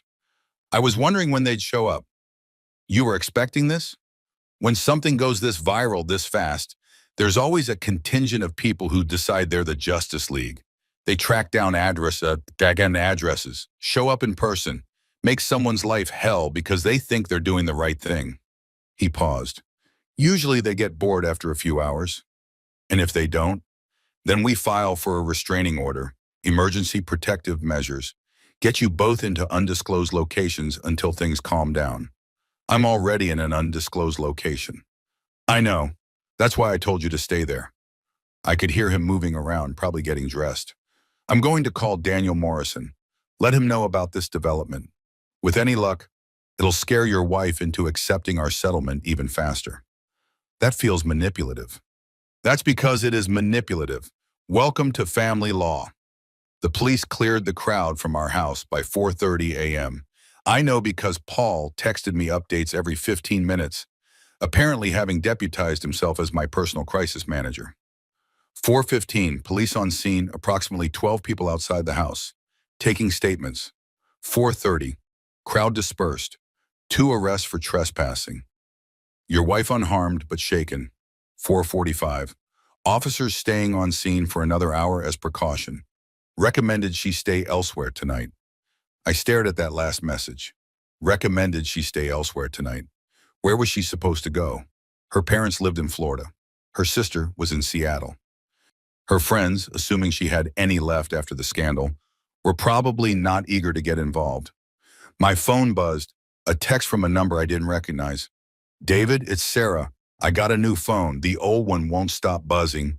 Can I please come to wherever you're staying? Just for tonight. I won't bother you. I just need somewhere safe. I stared at that message for a full minute. Then I typed, no. Her response was immediate. Please. I have nowhere else to go. Hotel, friend's house, your lawyer's office. Anywhere but here. I can't afford a hotel. You froze the accounts. You should have thought of that before you stole $70,000. 3 dots appeared, disappeared, appeared again. I know you hate me. I deserve it. But I'm begging you, just tonight. I promise I'll sign whatever papers you want. Just let me sleep somewhere safe. I called Paul. Absolutely not, he said before I could even ask the question. Do not let her into your hotel room. Do not see her in person. Do not engage beyond what's strictly necessary for the legal process. She has nowhere to go. That's not your problem anymore. It feels like my problem. That's because you're a fundamentally decent person who's been conditioned to feel responsible for other people's choices. But here's the thing, David. She made her choices. All of them. The affair, the fraud, the confession. She built this situation. Let her figure out how to navigate it. What if something happens to her? What if something happens to you? What if you let her in and she plants evidence of a boy, claims you threatened her? Records you saying something that can be taken out of context. He sighed. I've seen it happen. Desperate people do desperate things. Don't give her the opportunity. He was right. I knew he was right. But still. Tell her to go to a women's shelter, Paul continued. They take anyone. No questions asked. She'll be safe there. I texted her the address of the nearest shelter. Her response, you're sending me to a homeless shelter? I'm sending you to a safe place where they won't turn you away. I'm not homeless. You're not staying with me either. Make a choice. The three dots appeared and disappeared several times. Finally, fine. I hope you're happy. I hope destroying me makes you feel powerful. I turned off my phone and tried to go back to sleep. I couldn't. The sun came up at 6:42 a.m. I watched it through my hotel window, painting the Chicago skyline in shades of orange and gold. Utterly indifferent to the human drama playing out below. My phone, which I turned back on at 6:30 out of weakness or curiosity or maybe just habit, showed 14 missed calls and 32 text messages. Most were from my wife's new number. Escalating in desperation. 6:03. The shelter is full. They can't take me. Teen. I'm sitting in my car. It's freezing. 6:31. I'm coming to your hotel. I looked up which ones are near where you called the police from. I'll find you. 6:40. I'm in the lobby of the Hyatt. Are you here? Jesus Christ. I called Paul again. She's hunting for me, I said, going hotel to hotel. Then check out and go to a different hotel. Or better yet, come stay at my guest house. I have security. Your guest house. My wife and I have a property in Evanston, separate guest cottage, fully furnished. No one knows about it except clients I'm actively protecting. You'll be safe there. I feel like I'm in witness protection. You kind of are, except instead of hiding from the minor, you're hiding from your unstable ex-wife and an army of internet strangers who've decided your life is a reality show. When did this become my life? About 4 days ago. Are you coming to Evanston or not? I packed my bag. Paul's guest house was beautiful in that understated, old money way that it suggested the owners had been wealthy for so long they had stopped needing to prove it. Brick exterior, ivy growing up the walls, a front door with actual stained glass panels. Inside, hardwood floors, Persian rugs, furniture that looked antique, but was probably just expensive reproductions. Make yourself at home, Paul said, setting my bag in the bedroom. There's food in the kitchen. Coffee, whatever you need. Wi-Fi password is on the fridge. How long am I supposed to stay here? Until your wife accepts the settlement, which according to Daniel Morrison should be any minute now. He said that? He implied it, heavily. She's running out of options, and she knows it. Paul checked his watch. I'm due in court at 9, but I'll keep my phone on. If anything changed, I'll call you. He left, and I was alone in a strange house, hiding from my own life like a fugitive. I made coffee, sat at the kitchen table, stared at the wall. My phone buzzed. Another text from my wife. I know you're not at the Hyatt, or the Marriott, or the Peninsula. Where are you? I turned off my phone. It did? Because now she has even less incentive to settle your divorce quickly. She might decide to fight. Drag things out. Hope you get tired and offer more just to make it stop. Then we file criminal charges, which brings more publicity, more attention, more of what you specifically said you didn't want. He had a point. What do you recommend? I asked. I recommend we wait and see how she responds to the settlement offer. If she accepts, and I think she will, because she's running out of options, then we're done. Clean, fast, minimal drama. If she doesn't, he trailed off. Then we escalate. Escalate how? I've been doing this long enough to know when someone is about to crack. Your wife is about to crack. The question is whether she cracks towards surrender or towards scorched earth. We'll know in the next 24 hours. He was right about that too. Part 10, the breaking point. She cracked at 3:47 a.m. I know the exact time because the hotel phone rang, not my cell phone, the actual landline in my room that I'd forgotten existed. I fumbled for it in the dark, disoriented and half convinced I was dreaming. Hello? They're outside. My wife's voice, raw and terrified. David, they're outside the house. Who's outside? I don't know. People. They keep ringing the doorbell, taking pictures. Someone threw something at the window. I called the police, but they said they can't do anything unless someone actually threatens me. Please, you have to come home. I sat up, fully awake now. How did you get this number? I called every hotel in Chicago until I found you. Please, I'm scared. I could hear it in her voice. Real fear, the kind that strips away pretense and performance and leaves only raw animal panic. Call the police again, I said. Tell them it's harassment. Tell them you feel unsafe. I already did. They said they'd send someone, but it could be an hour. David, please. I know you hate me right now, but I need help. I closed my eyes. This was a test. Obviously. She was trying to use fear and vulnerability to draw me back in, to break down the walls I'd built. But what if it wasn't a test? What if there really were people outside our house, strangers who decided my wife was fair game because the internet had declared her a villain? I'll call the police, I said, from here, and I'll call Paul, but I'm not coming home. Paul, your lawyer, what is he going to do? More than I can. I hung up before she could argue. Then I did exactly what I'd said. Called the police non-emergency line and reported possible harassment at my home address. Told them my wife was inside, scared, and that there might be people trespassing on our property. The dispatcher promised to send officers immediately. Then I called Paul Hendricks. Because apparently I paid him enough that 3:47 a.m. phone calls were acceptable. He answered on the third ring, sounding suspiciously alert for someone who should have been asleep. What happened? I explained. Internet vigilantes, he said when I finished. I was wondering when they'd show up. You were expecting this? When something goes this viral this fast, there's always a contingent of people who decide they're the Justice League. They track down addresses, show up in person, make someone's life hell because they think they're doing the right thing. He paused. Usually they get bored after a few hours. And if they don't, then we file for a restraining order, emergency protective measures, get you both into undisclosed locations until things calm down. I'm already in an undisclosed location. I know. That's why I told you to stay there. I could hear him moving around, probably getting dressed. I'm going to call Daniel Morrison. Let him know about this development. With any luck, it'll scare your wife into accepting our settlement even faster. That feels manipulative. That's because it is manipulative. Welcome to family law. The police cleared the crowd from our house by 4:30 a.m. I know because Paul texted me updates every 15 minutes, apparently having deputized himself as my personal crisis manager. 4:15, police on scene, approximately 12 people outside the house, taking statements. 4:30, crowd dispersed, 2 arrests for trespassing. Your wife unharmed but shaken.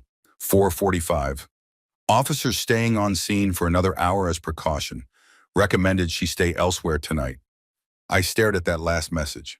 Recommended she stay elsewhere tonight. Where was she supposed to go? Her parents lived in Florida. Her sister was in Seattle. Her friends, assuming she had any left after the scandal, were probably not eager to get involved. My phone buzzed. A text from a number I didn't recognize. David, it's Sarah. I got a new phone. The old one won't stop buzzing. Can I please come to wherever you're staying? Just for tonight. I won't bother you. I just need somewhere safe. I stared at that message for a full minute. Then I typed, no. Her response was immediate. Please, I have nowhere else to go. Hotel, friend's house, your lawyer's office, anywhere but here. I can't afford a hotel. You froze the accounts. You should have thought of that before you stole $70,000. Three dots appeared, disappeared, appeared again. I know you hate me. I deserve it. But I'm begging you, just tonight. I promise. Oh, I'll sign whatever papers you want. Just let me sleep somewhere safe. I called Paul. Absolutely not, he said, before I could even ask the question. Do not let her into your hotel room. Do not see her in person. Do not engage beyond what's strictly necessary for the legal process. She has nowhere to go. That's not your problem anymore. It feels like my problem. That's because you're a fundamentally decent person who's been conditioned to feel responsible for other people's choices. But here's the thing, David. She made her choices, all of them. The affair, the fraud, the confession. She built this situation. Let her figure out how to navigate it. What if something happens to her? What if something happens to you? What if you let her in and she plants evidence of abuse? Claims you threatened her? Records you saying something that can be taken out of context? He sighed. I've seen it happen. Desperate people do desperate things. Don't give her the opportunity. He was right. I knew he was right. But still. Tell her to go to a women's shelter, Paul continued. They take anyone, no questions asked. She'll be safe there. I texted her the address of the nearest shelter. Her response, you're sending me to a homeless shelter? I'm sending you to a safe place where they won't turn you away. I'm not homeless. You're not staying with me either. Make a choice. The three dots appeared and disappeared several times. Finally, fine, I hope you're happy. I hope destroying me makes you feel powerful. I turned off my phone and tried to go back to sleep. I couldn't. The sun came up at 6:42 a.m. I watched it through my hotel window, painting the Chicago skyline in shades of orange and gold, utterly indifferent to the human drama playing out below.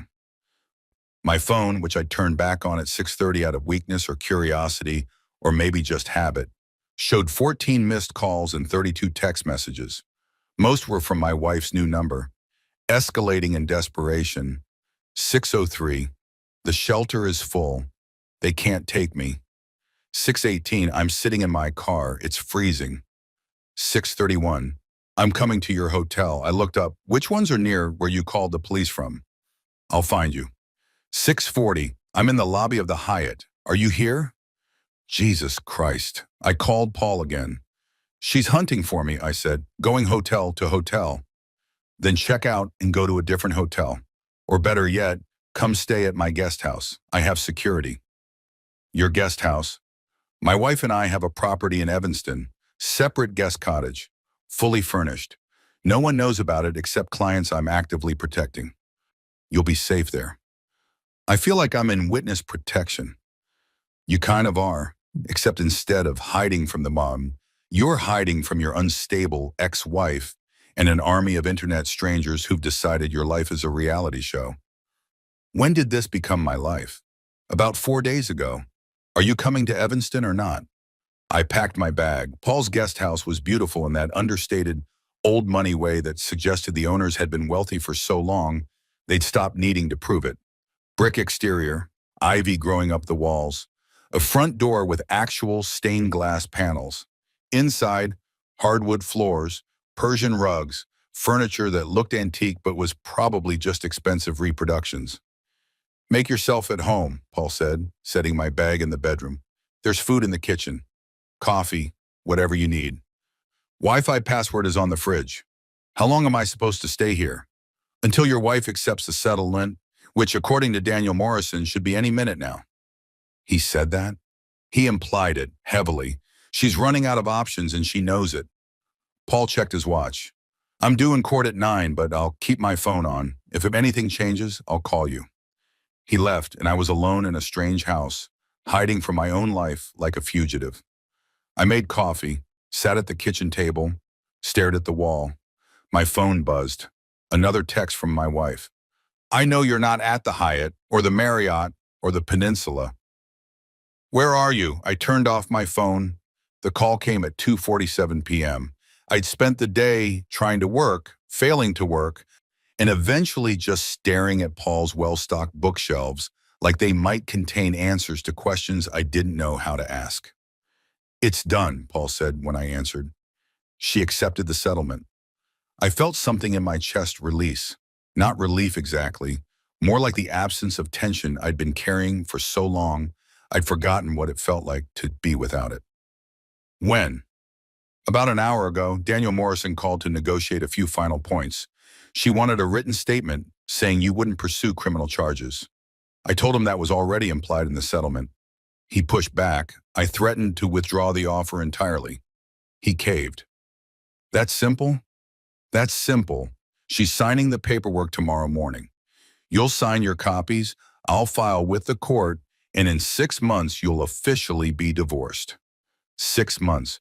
Not tomorrow, not next week. 6 months of waiting for bureaucracy to catch up to reality. Why 6 months? Illinois law, mandatory waiting period to ensure both parties have time to reconsider. But in your case, it's really just a formality. The separation is effective immediately. The financial terms are binding as soon as both parties sign. So it's over. Legally, almost. Emotionally, that's up to you. I thanked him and hung up. Then I sat there in the silence of Paul's guest house, waiting to feel something. Relief, satisfaction, victory. Instead, I felt hollow. I signed the papers the next morning at Paul's office. Margaret, the paralegal, still looking like she could organize a military coup, laid them out in neat stacks, flagged with colorful tabs showing where I needed to initial and sign. Stack 1 is the divorce petition, she explained. Standard no-fault dissolution. Stack 2 is the financial settlement. Stack 3 is the property division agreement. Stack 4 is the waiver of criminal prosecution. Wait, I interrupted. Waiver of criminal prosecution? Paul looked up from his own paperwork. Standard procedure. You agree not to pursue criminal charges for the fraud. She agrees to repay the money and not contest the divorce terms. It's mutually beneficial. It feels like I'm letting her get away with it. You're letting her get away with jail time. You're not letting her get away with consequences. She's losing her marriage, her reputation, $70,000 and any claim to shared assets. That's not nothing. He was right. Again, I signed the waiver. Then I signed everything else. Initials on every page. Signature on every document that needed one. Reducing 4 years of marriage to legally binding text. You're done, Margaret said when I finished the last stack. Congratulations. It didn't feel like something worth congratulating. I stayed at Paul's guest house for another 3 days. Not because I needed to hide anymore. The internet had already moved on to the next scandal, the next viral story, the next opportunity for strangers to pass judgment on people they'd never met. But because I didn't know where else to go, the apartment was technically still mine for another 2 weeks, until the official separation took effect. But the idea of going back there, sleeping in that bed, cooking in that kitchen, existing in spaces that still smelled like her perfume, I couldn't do it. On day 4, Paul's wife, an elegant woman named Catherine who insisted I call her Cat, knocked on the guest house door with a casserole and a bottle of wine. Paul said, "You've been hiding out here," she said, letting herself in. "I figured you could use some company. And carbs. Divorce is much easier with carbs." We ate on the small patio behind the guest house, overlooking a garden that was transitioning from summer to autumn. The trees were turning, dropping leaves in shades of gold and crimson. "How long were you and Paul married?" I asked. 23 years. Though Paul would tell you it's only been 23 years of marriage and 17 years of actually liking each other. What changed? We did, or rather we stopped pretending we didn't need to change. She poured more wine. Marriages are like gardens. They require constant maintenance, pruning, weeding, replanting. The minute you stop tending them, they start to die. Most people just don't notice until everything's already dead. Is that what happened to me? I stopped tending? I don't know. Was your wife tending either? I thought about that. Really thought about it. No, I said finally. She was letting it die on purpose so she could plant something new. Then the garden metaphor breaks down, because she wasn't a neglectful gardener. She was an arsonist. We sat in comfortable silence for a while. What are you going to do now? Kat asked. I don't know. Go back to work, find a new place to live, figure out how to be single again. That's logistics. I mean, what are you going to do about the anger? I'm not angry. She gave me a look that suggested she saw through that lie immediately. Okay, I'm angry, I admitted. But what am I supposed to do with it? She's already lost everything, her job, her reputation, her marriage. What else is there?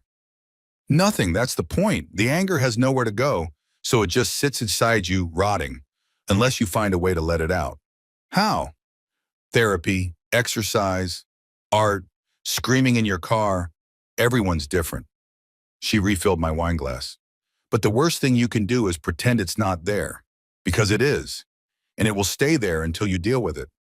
I left Paul and Kat's place on day 5, packed my bag, thanked them profusely, promised to stay in touch. Then I drove to a different hotel, not because I was hiding, but because I still couldn't face the apartment. I checked in under my own name this time, didn't turn off my phone, didn't hide from the world, just existed in a neutral space while I figured out what came next. The first thing I did was call a real estate agent. I need to find an apartment, I told her. 1 bedroom, something clean and modern. No history. Budget? I thought about the $70,000 I was getting back from my wife, about the equity from the house, about the fact that I'd been living below my means for years, saving for a future that no longer existed. No budget, just finding something's nice. She promised to send listings by end of day. The second thing I did was call my boss, technically my biggest client, since I ran my own consulting firm. But he functioned like a boss in most practical ways. David, I've been trying to reach you for days. Are you okay? I'm fine. Sorry for going dark. Personal emergency. I saw the news. Well, I saw Twitter. Is it true, your wife? It's true, but it's handled now. I'll be back to work next week. Take all the time you need. Seriously, we can push the Henderson project. I don't need time. I need work. Normal work. Something that has nothing to do with my personal life. He was quiet for a moment. Okay, if you're sure. I'm sure. We talked logistics for another 20 minutes. Deadlines, deliverables, the comfortable language of professional obligations that had nothing to do with emotions or betrayal or the wreckage of my marriage. When we hung up, I felt almost normal. Almost. The third thing I did, and this took more courage than the first 2 combined, was check my messages. All of them. The ones I'd been avoiding for days. My wife had finally stopped texting. Her last message, sent 36 hours ago, read, I signed the papers. I hope you get everything you wanted. I didn't respond. There were messages from friends, people I hadn't talked to in months, reaching out because they'd seen the news or heard the rumors or just wanted to make sure I was okay. I responded to those. Brief, polite updates that revealed nothing. Thanks for checking in. I'm fine. Just dealing with some personal stuff. There were messages from my family, my mom, worried and confused. My brother offering to fly out from Seattle if I needed him. My dad saying nothing about the divorce but asking if I wanted to go fishing next weekend. I called my mom first. David, thank God, I've been so worried. Your brother sent me some articles and I didn't know what to believe. It's all true, Mom. Sarah and I are getting divorced. She had an affair. It's complicated and messy, and I really don't want to talk about it. Oh, honey, I'm so sorry. Do you want me to come visit? No, I just want to be alone for a while. Are you eating, sleeping? Yes to both. Are you lying? Only about the sleeping. She made me promise to call her every few days, to let her know I was okay, to not disappear into my work the way I always did when things got difficult. I promised, meaning it approximately 60%. I called my brother next. You doing okay? He asked. Define okay. Not actively planning to do anything stupid.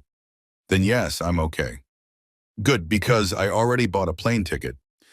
I'm coming out next weekend whether you like it or not. You don't have to do that. I know I don't have to. I want to. We'll drink beer, watch football, and not talk about your feelings unless you bring them up first. Despite everything, I smiled. That actually sounds perfect. Of course it does. I'm an excellent brother.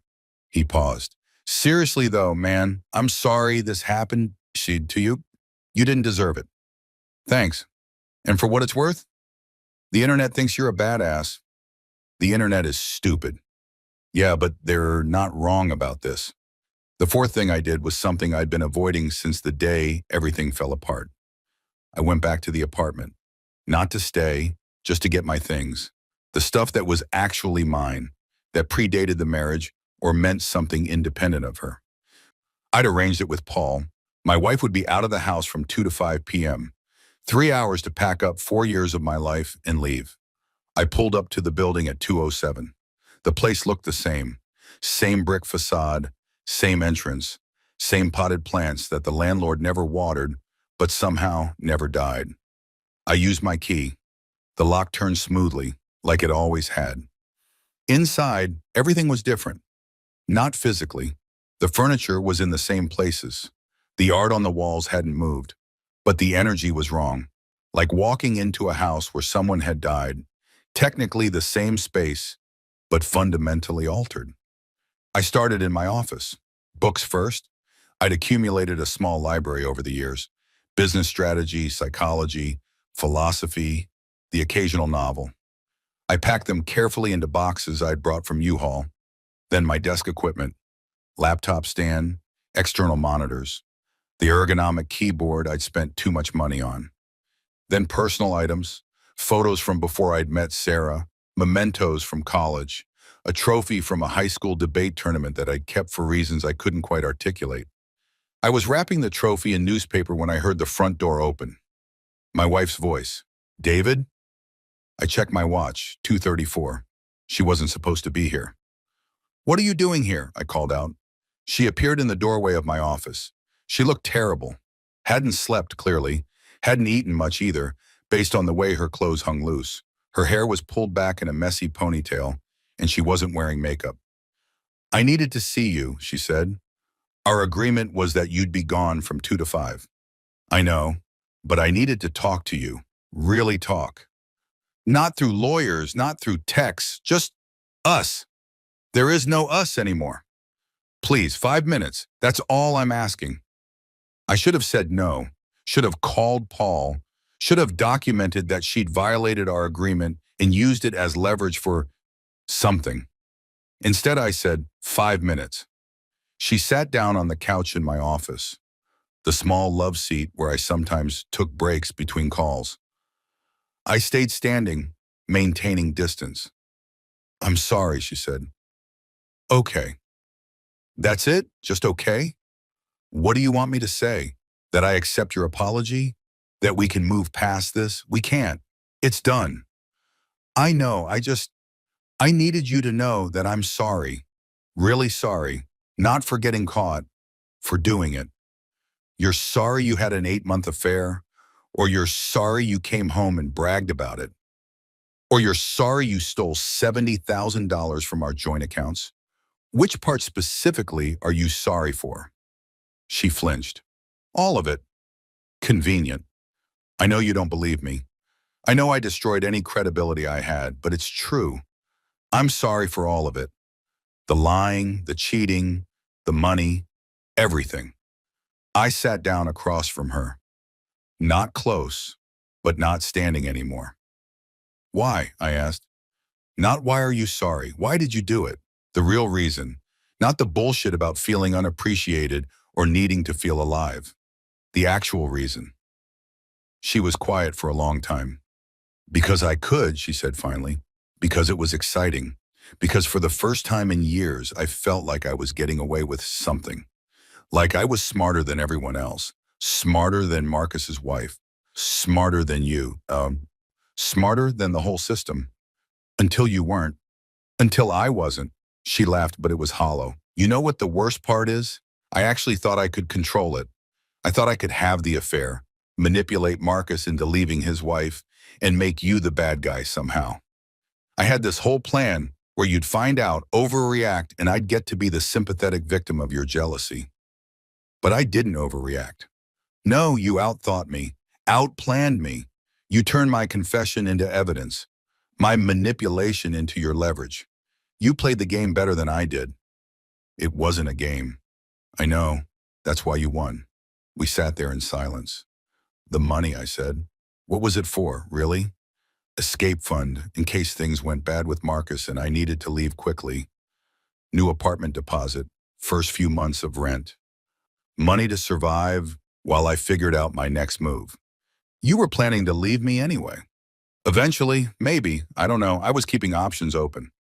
And the confession, coming home and telling me everything?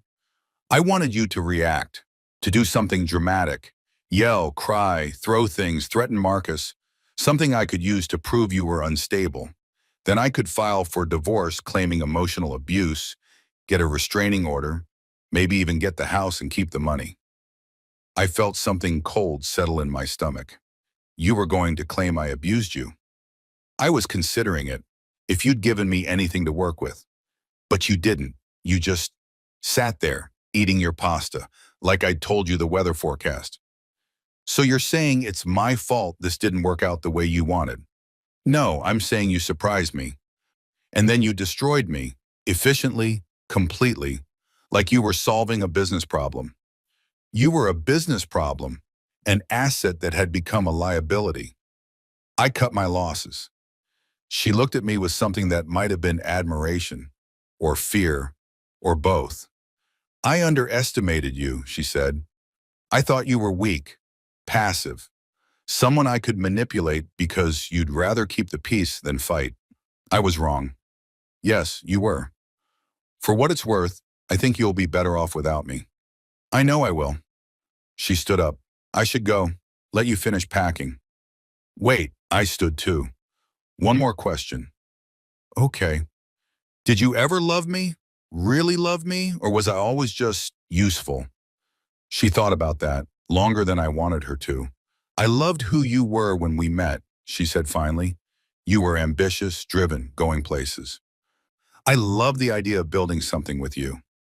But somewhere along the way, you stopped being ambitious and started being comfortable.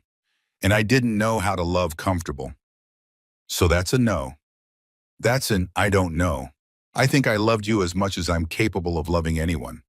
But maybe that's not very much. At least you're honest now. Only because there's no point in lying anymore. She picked up her purse. I'm staying with a friend in Milwaukee for a few weeks until things die down. Paul has my forwarding address for any paperwork. Okay. She walked to the door, then stopped. I hope you find someone who deserves you, someone who appreciates comfort instead of resenting it.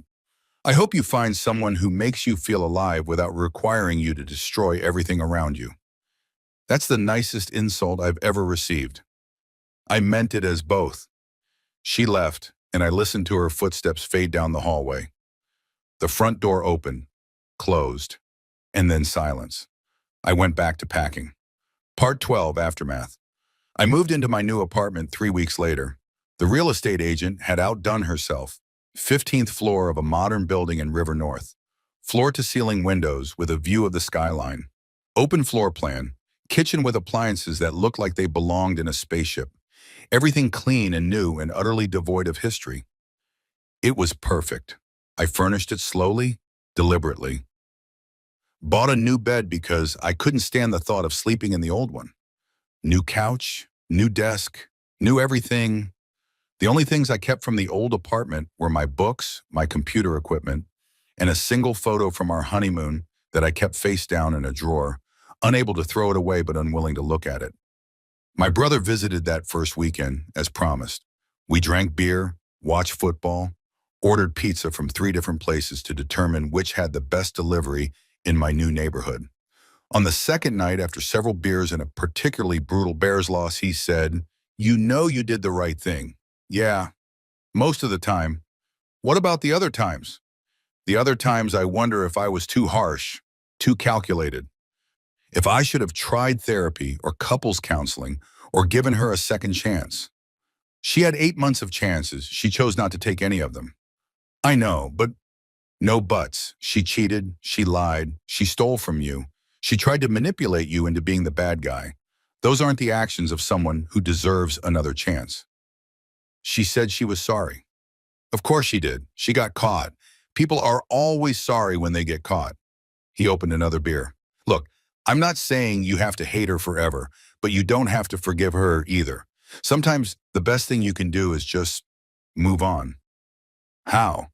By living well, by being happy, by building a life that doesn't include her. He gestured around my new apartment. You're already doing it. This place is great. Your job is going well. You're not falling apart. That's moving on. It doesn't feel like moving on. It feels like hiding. Give it time. Eventually, hiding becomes living, and living becomes thriving. You'll get there. I wanted to believe him. The divorce was finalized on April 3rd, 6 months to the day after I'd filed the papers. Paul called me at 2:15 p.m. It's official. You're legally single. That's it? That's it. The judge signed it off this morning. I'll have the final decree sent to you by end of week. Do I need to do anything? Nope, just exist. Be divorced. Live your life. Seems anticlimactic. Most divorces are, after all the drama. The filing is explosive. The settlement is tense. The actual finalization is just paperwork. He paused. How are you doing? Fine, good. Better than I expected. Dating yet? Jesus, Paul. It's been 6 months, which is exactly when people usually start dating again. Or earlier. I've had clients on Tinder before the ink dried on the separation agreement. I'm not ready for that. That's healthy. Take your time. But also don't take too much time. You're young, successful, and the victim in a viral story about infidelity. You're basically catnip to a certain demographic. That's disturbing. That's reality. Anyway, congratulations. You survived. He hung up and I sat there in my office. My home office now, not an actual office building, staring at my computer screen. Divorced. I was divorced. At 32 years old, I was divorced. I should have felt something. Relief, sadness, closure. Instead, I felt nothing.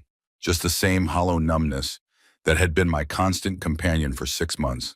I tried to work. Couldn't focus. Tried to watch TV. Nothing held my attention.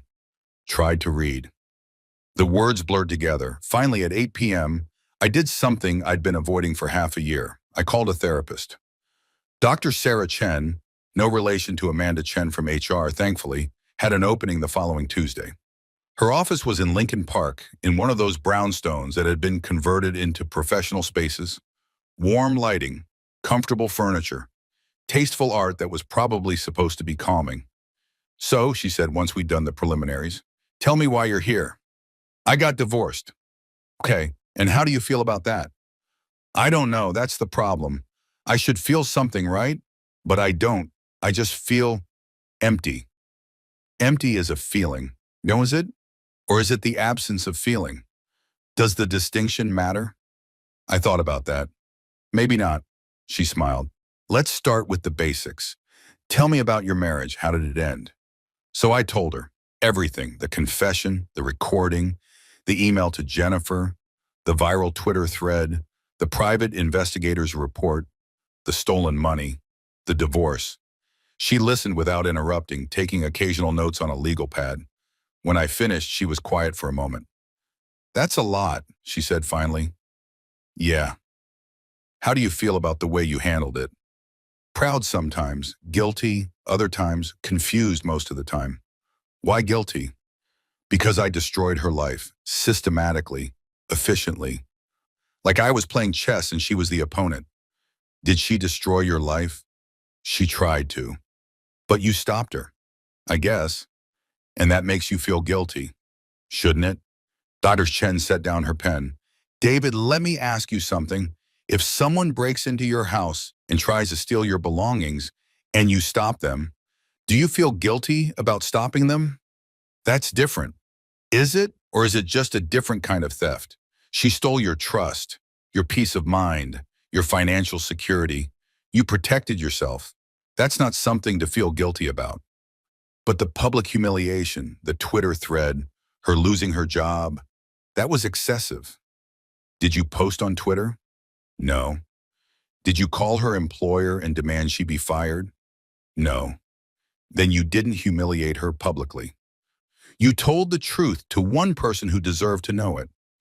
Everything else, the virality, the job loss, the public shaming, Those were consequences of her actions, not yours. It still feels like I could have handled it differently. How? I don't know. More compassionately? More gently? She came home at 11 p.m. and bragged about cheating on you. Then you discovered she'd been lying for 8 months and stealing from you for longer. How much compassion did that situation require from you? I didn't have an answer for that. Let me try a different approach, Dr. Chen said.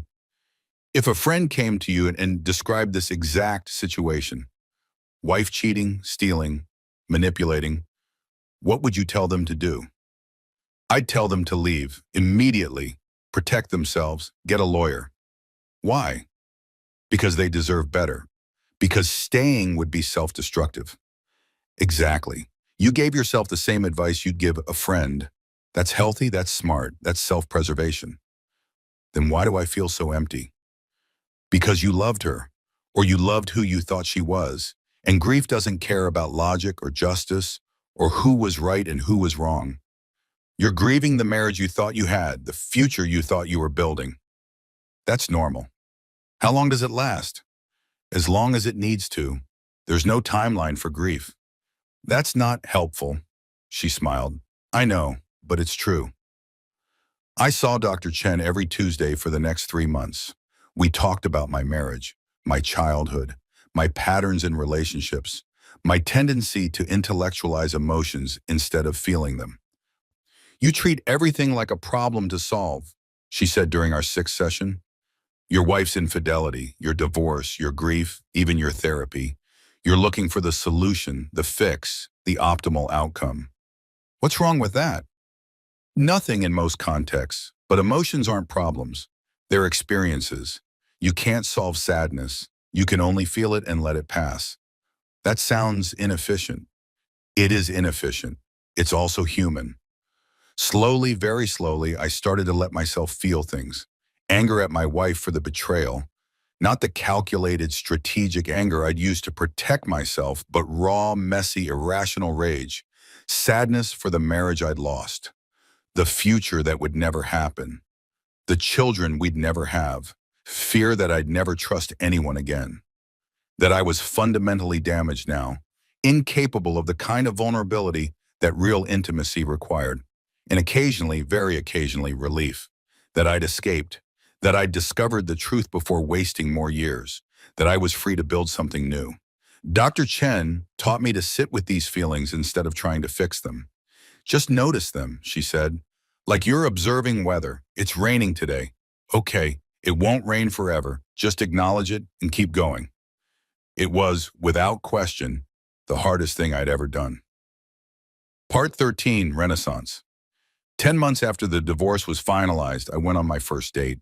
Not because I felt ready, not because I was over my ex-wife or had fully processed my trauma or had achieved some Zen state of emotional wellness, but because my brother, during his 3rd visit to Chicago, had threatened to set up a dating profile for me if I didn't do it myself. You can't hide forever, he said. I'm not hiding, I'm healing. It's been over a year since she left. At some point, healing becomes hiding. So I downloaded an app, created a profile, uploaded photos that my brother insisted made me look approachable but mysterious. And I'd matched with Emma. Emma was 31, an architect, and had a smile that made her whole face light up. Her profile said she liked hiking, cooking elaborate meals, and trashy reality TV. We matched on a Wednesday, messaged for 2 days, set up a coffee date for Saturday afternoon.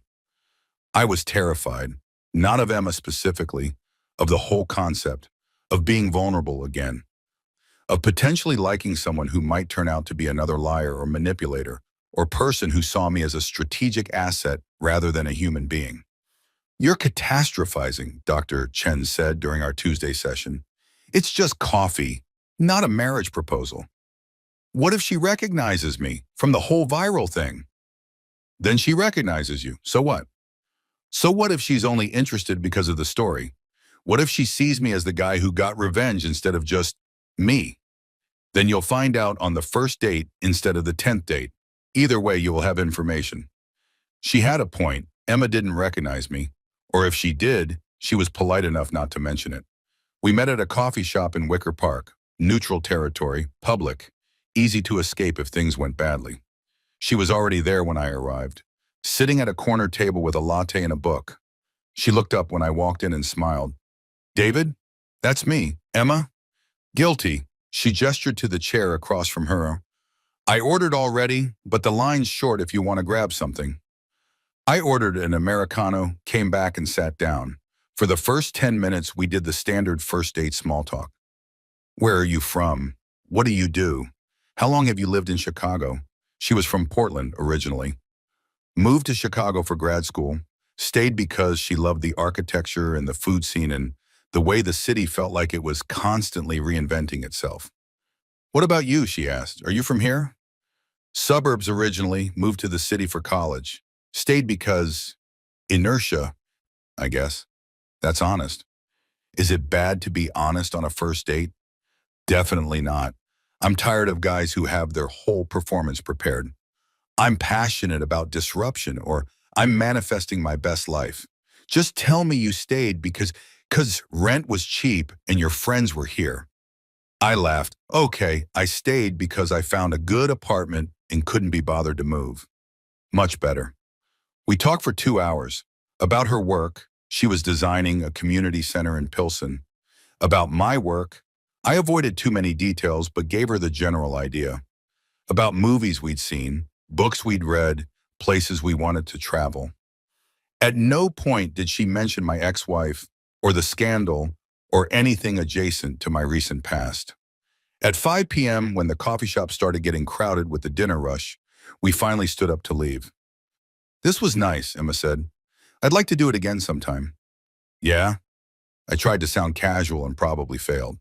Yeah, are you free next Friday? There's a new Italian place in Logan Square I've been wanting to try. Dinner? If you're comfortable with that. I know coffee is low stakes, but I figure we have established we can have a conversation for more than an hour without wanting to murder each other. I smiled. Dinner sounds great. We exchanged numbers, actual phone numbers, not just app messages. Hugged goodbye. Went our separate ways. I walked back to my apartment feeling something I hadn't felt in over a year. Hope. The second date went even better than the first. Emma picked a small Italian restaurant that turned out to have the best carbonara I'd eaten since the night my ex-wife came home and destroyed everything. I tried not to think about that. We shared a bottle of wine, split a tiramisu, talked about everything and nothing. At one point, she asked about my last relationship. I'd been dreading this question. It ended badly, I said carefully. About a year ago, messy divorce. I'm sorry, that sucks. It did, but I'm better now. Do you want to talk about it? Not really, not tonight. Maybe eventually, but say no more. She held up her hands. Everyone has baggage. I'm not going to push. What about you? Last relationship? Ended 2 years ago. He wanted kids immediately. I wanted to focus on my career. Couldn't find a compromise. Amicable split, but still sad. Do you still talk?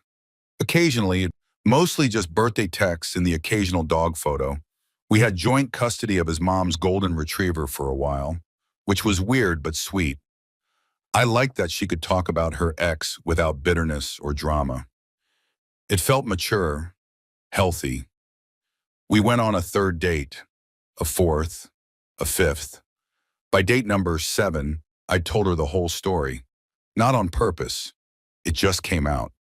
We were at her apartment, a beautiful loft in Ukrainian village with exposed brick and bookshelves that covered an entire wall.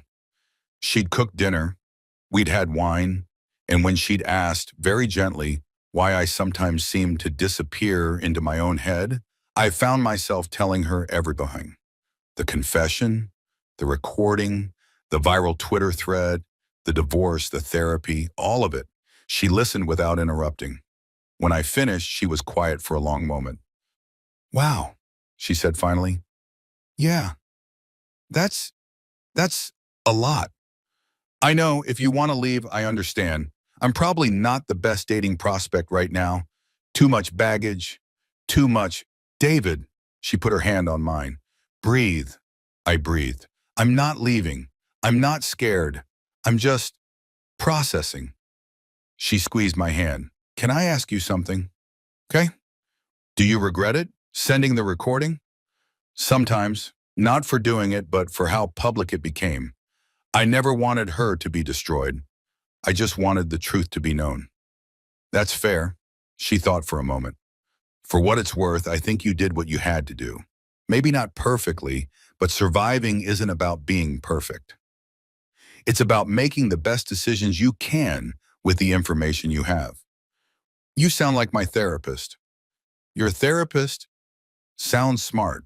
We sat there in comfortable silence for a while. Thank you, I said eventually, for not running away screaming. Thank you for trusting me enough to tell me. She stood up, pulled me to my feet. Now come on. I made dessert, and I'll be damned if we let your trauma ruin my chocolate souffle. Part 14 echoes. 18 months after the divorce, I got an email from my ex-wife. I almost deleted it without reading. My finger hovered over the delete button for a solid 30 seconds. But curiosity won. The subject line was simple. I thought you should know. The body of the email was longer. David, I know you probably don't want to hear from me. I know I have no right to contact you. But there's something you should know, and I didn't want you to find out from the internet. Marcus Hartman died yesterday. Heart attack. He was 47. I know you didn't like him. I know he represented everything that went wrong between us. But he was a human being and he's dead, and I thought you should know. His funeral is Thursday at 2 p.m., St. James Cathedral. I'm not asking you to come. I'm not even going myself. I just thought you should know in case you wanted to, I don't know, process it. Or not, whatever you need. I'm doing okay, by the way, in case you were wondering. I got a new job in Milwaukee, smaller company, less money. But I'm learning to live with the consequences of my choices. I hope you're doing well. Sarah, I read it 3 times. Marcus Hartman was dead. The man who'd slept with my wife. Who'd helped destroy my marriage. Who'd probably destroyed his own marriage in the process. Dead at 47. I felt nothing, no satisfaction, no sadness, not even the grim vindication of outliving an enemy. Just nothing. I showed the email to Dr. Chen at our next session. How does this make you feel? She asked. I don't know. Empty? Guilty that I don't feel worse? Why would you feel worse? He wasn't your friend. He wasn't your family. He was someone who contributed to a painful period of your life. But he's dead. Yes, and that's sad. Death is always sad. But you're allowed to have complicated feelings about someone who hurt you, even after they're gone. Should I go to the funeral? Why would you? Closure? To prove I'm not still angry? I don't know. David, you don't owe anyone closure. Not Marcus, not his family, not even yourself. If going to the funeral would bring you peace, go. If it would just reopen wounds, don't. I didn't go. Instead, I sent flowers to Jennifer Hartman, Marcus's ex-wife, with a simple card. I'm sorry for your loss. Please let me know if there's anything I can do for you or the girls. She texted me the next day. Thank you. The girls are handling it as well as can be expected. We're doing okay. I didn't respond to Sarah's email. There was nothing left to say. 2 years after the divorce, I proposed to Emma, not because I'd completely healed, not because I'd forgotten about my ex-wife or the betrayal or the pain, but because I'd learned that healing isn't about forgetting. It's about integrating, about taking the broken pieces and building something new. I proposed on a beach in northern Michigan. During a long weekend trip we'd planned on a whim. The sun was setting, the water was calm. Emma was laughing about something, I don't even remember what, and I realized I wanted to hear that laugh for the rest of my life. So I asked. She said yes. We got married 8 months later in a small ceremony at the Chicago Botanic Garden. 40 people. Simple vows. No drama. My brother was my best man. Emma's sister was her maid of honor. Dr. Chen was invited but couldn't make it. Prior commitment, but she sent a card that said, I'm so proud of you, and meant more than she probably knew. My ex-wife was not invited, obviously, but Jennifer Hartman was. She came with her daughters, who were teenagers now. Beautiful young women who'd somehow survived their parents' disasters and come out stronger. During the reception, Jennifer pulled me aside. You look happy, she said. I am. Good, you deserve it. She glanced at Emma, who was dancing with my brother. She seems wonderful. She is. Different from Sarah. Completely. That's good. Sometimes we need to experience the wrong person to recognize the right one. Is that what happened to you? She laughed. God, no, I'm done with relationships. I have my girls, I have my career, I have my book club. That's enough. You're happy? I'm content, which is maybe better than happy. Happy is fragile. Content is stable. I'll take your word for it. We stood there watching the party, my new wife dancing, my brother attempting to flirt with one of the bridesmaids, my parents laughing with Emma's parents. A new life, built on the ashes of the old one. Thank you, Jennifer said suddenly. For what? For sending me that recording. I know it wasn't about me, but you gave me the truth when I needed it most. That matters. You're welcome. And David? Yeah? Don't fuck this one up. I laughed. I'll try not to. Part 15, full circle. 5 years after the divorce, I got another email, this time from someone I'd never met, a journalist writing a book about viral internet scandals and their long-term impacts. Dear Mr. Mitchell, my name is Rebecca Torres. I'm a journalist working on a book about viral internet stories and what happens to the people involved after the spotlight fades. Your story, the affair confession, the recording, the subsequent fallout, was one of the most shared stories of 2024. But I'm interested in what happened after. How you rebuilt, what lessons you learned, where you are now. Would you be willing to talk? On or off the record, your choice. I think your perspective could be valuable for people who are going through similar situations. Best, Rebecca Torres. I showed the email to Emma. What do you think? I asked. Do you want to do it? I don't know. Part of me wants to leave it in the past, but part of me thinks maybe sharing the whole story could help someone. Then do it on your terms. Make sure she knows you control the narrative. So I emailed Rebecca back. We set up a call for the following week. The interview lasted 3 hours. Rebecca was professional, thoughtful, and asked better questions than I expected. Not just about the affair and the divorce, but about the aftermath, the therapy, the grief, the slow process of learning to trust again. What would you tell someone who just discovered their partner was cheating? She asked near the end. I thought about that. I'd tell them that their first instinct will be to either fight or flee. But there's a third option. Pause. Take time to think. Document everything. Make decisions from a place of clarity, not emotion. Is that what you did? Not entirely. I was emotional, angry, hurt, but I channeled it into strategy instead of chaos. And that made all the difference. Do you regret anything? I regret that it became public. I never wanted my ex-wife to be destroyed by the internet. I just wanted her to face consequences. There's a difference. But you sent the recording knowing it could become public. I sent it to one person. What happened after that was beyond my control. I paused. But yes, if I could go back, I might handle it differently, more privately. Though I'm not sure the outcome would have been better. What about your ex-wife? Do you ever talk to her? No, we have no reason to be in contact. She's living her life. I'm living mine. That's how it should be. Do you forgive her? That was the question I'd been dreading. I don't know, I said honestly. I don't think about her much anymore. When I do, I mostly feel sad. For both of us. For what we could have been if she'd made different choices. But I don't know if that's forgiveness or just indifference. That's fair. We talked for another 20 minutes about my new marriage, my career, the ways my life had changed and the ways it had stayed the same. At the end, Rebecca said, one last question.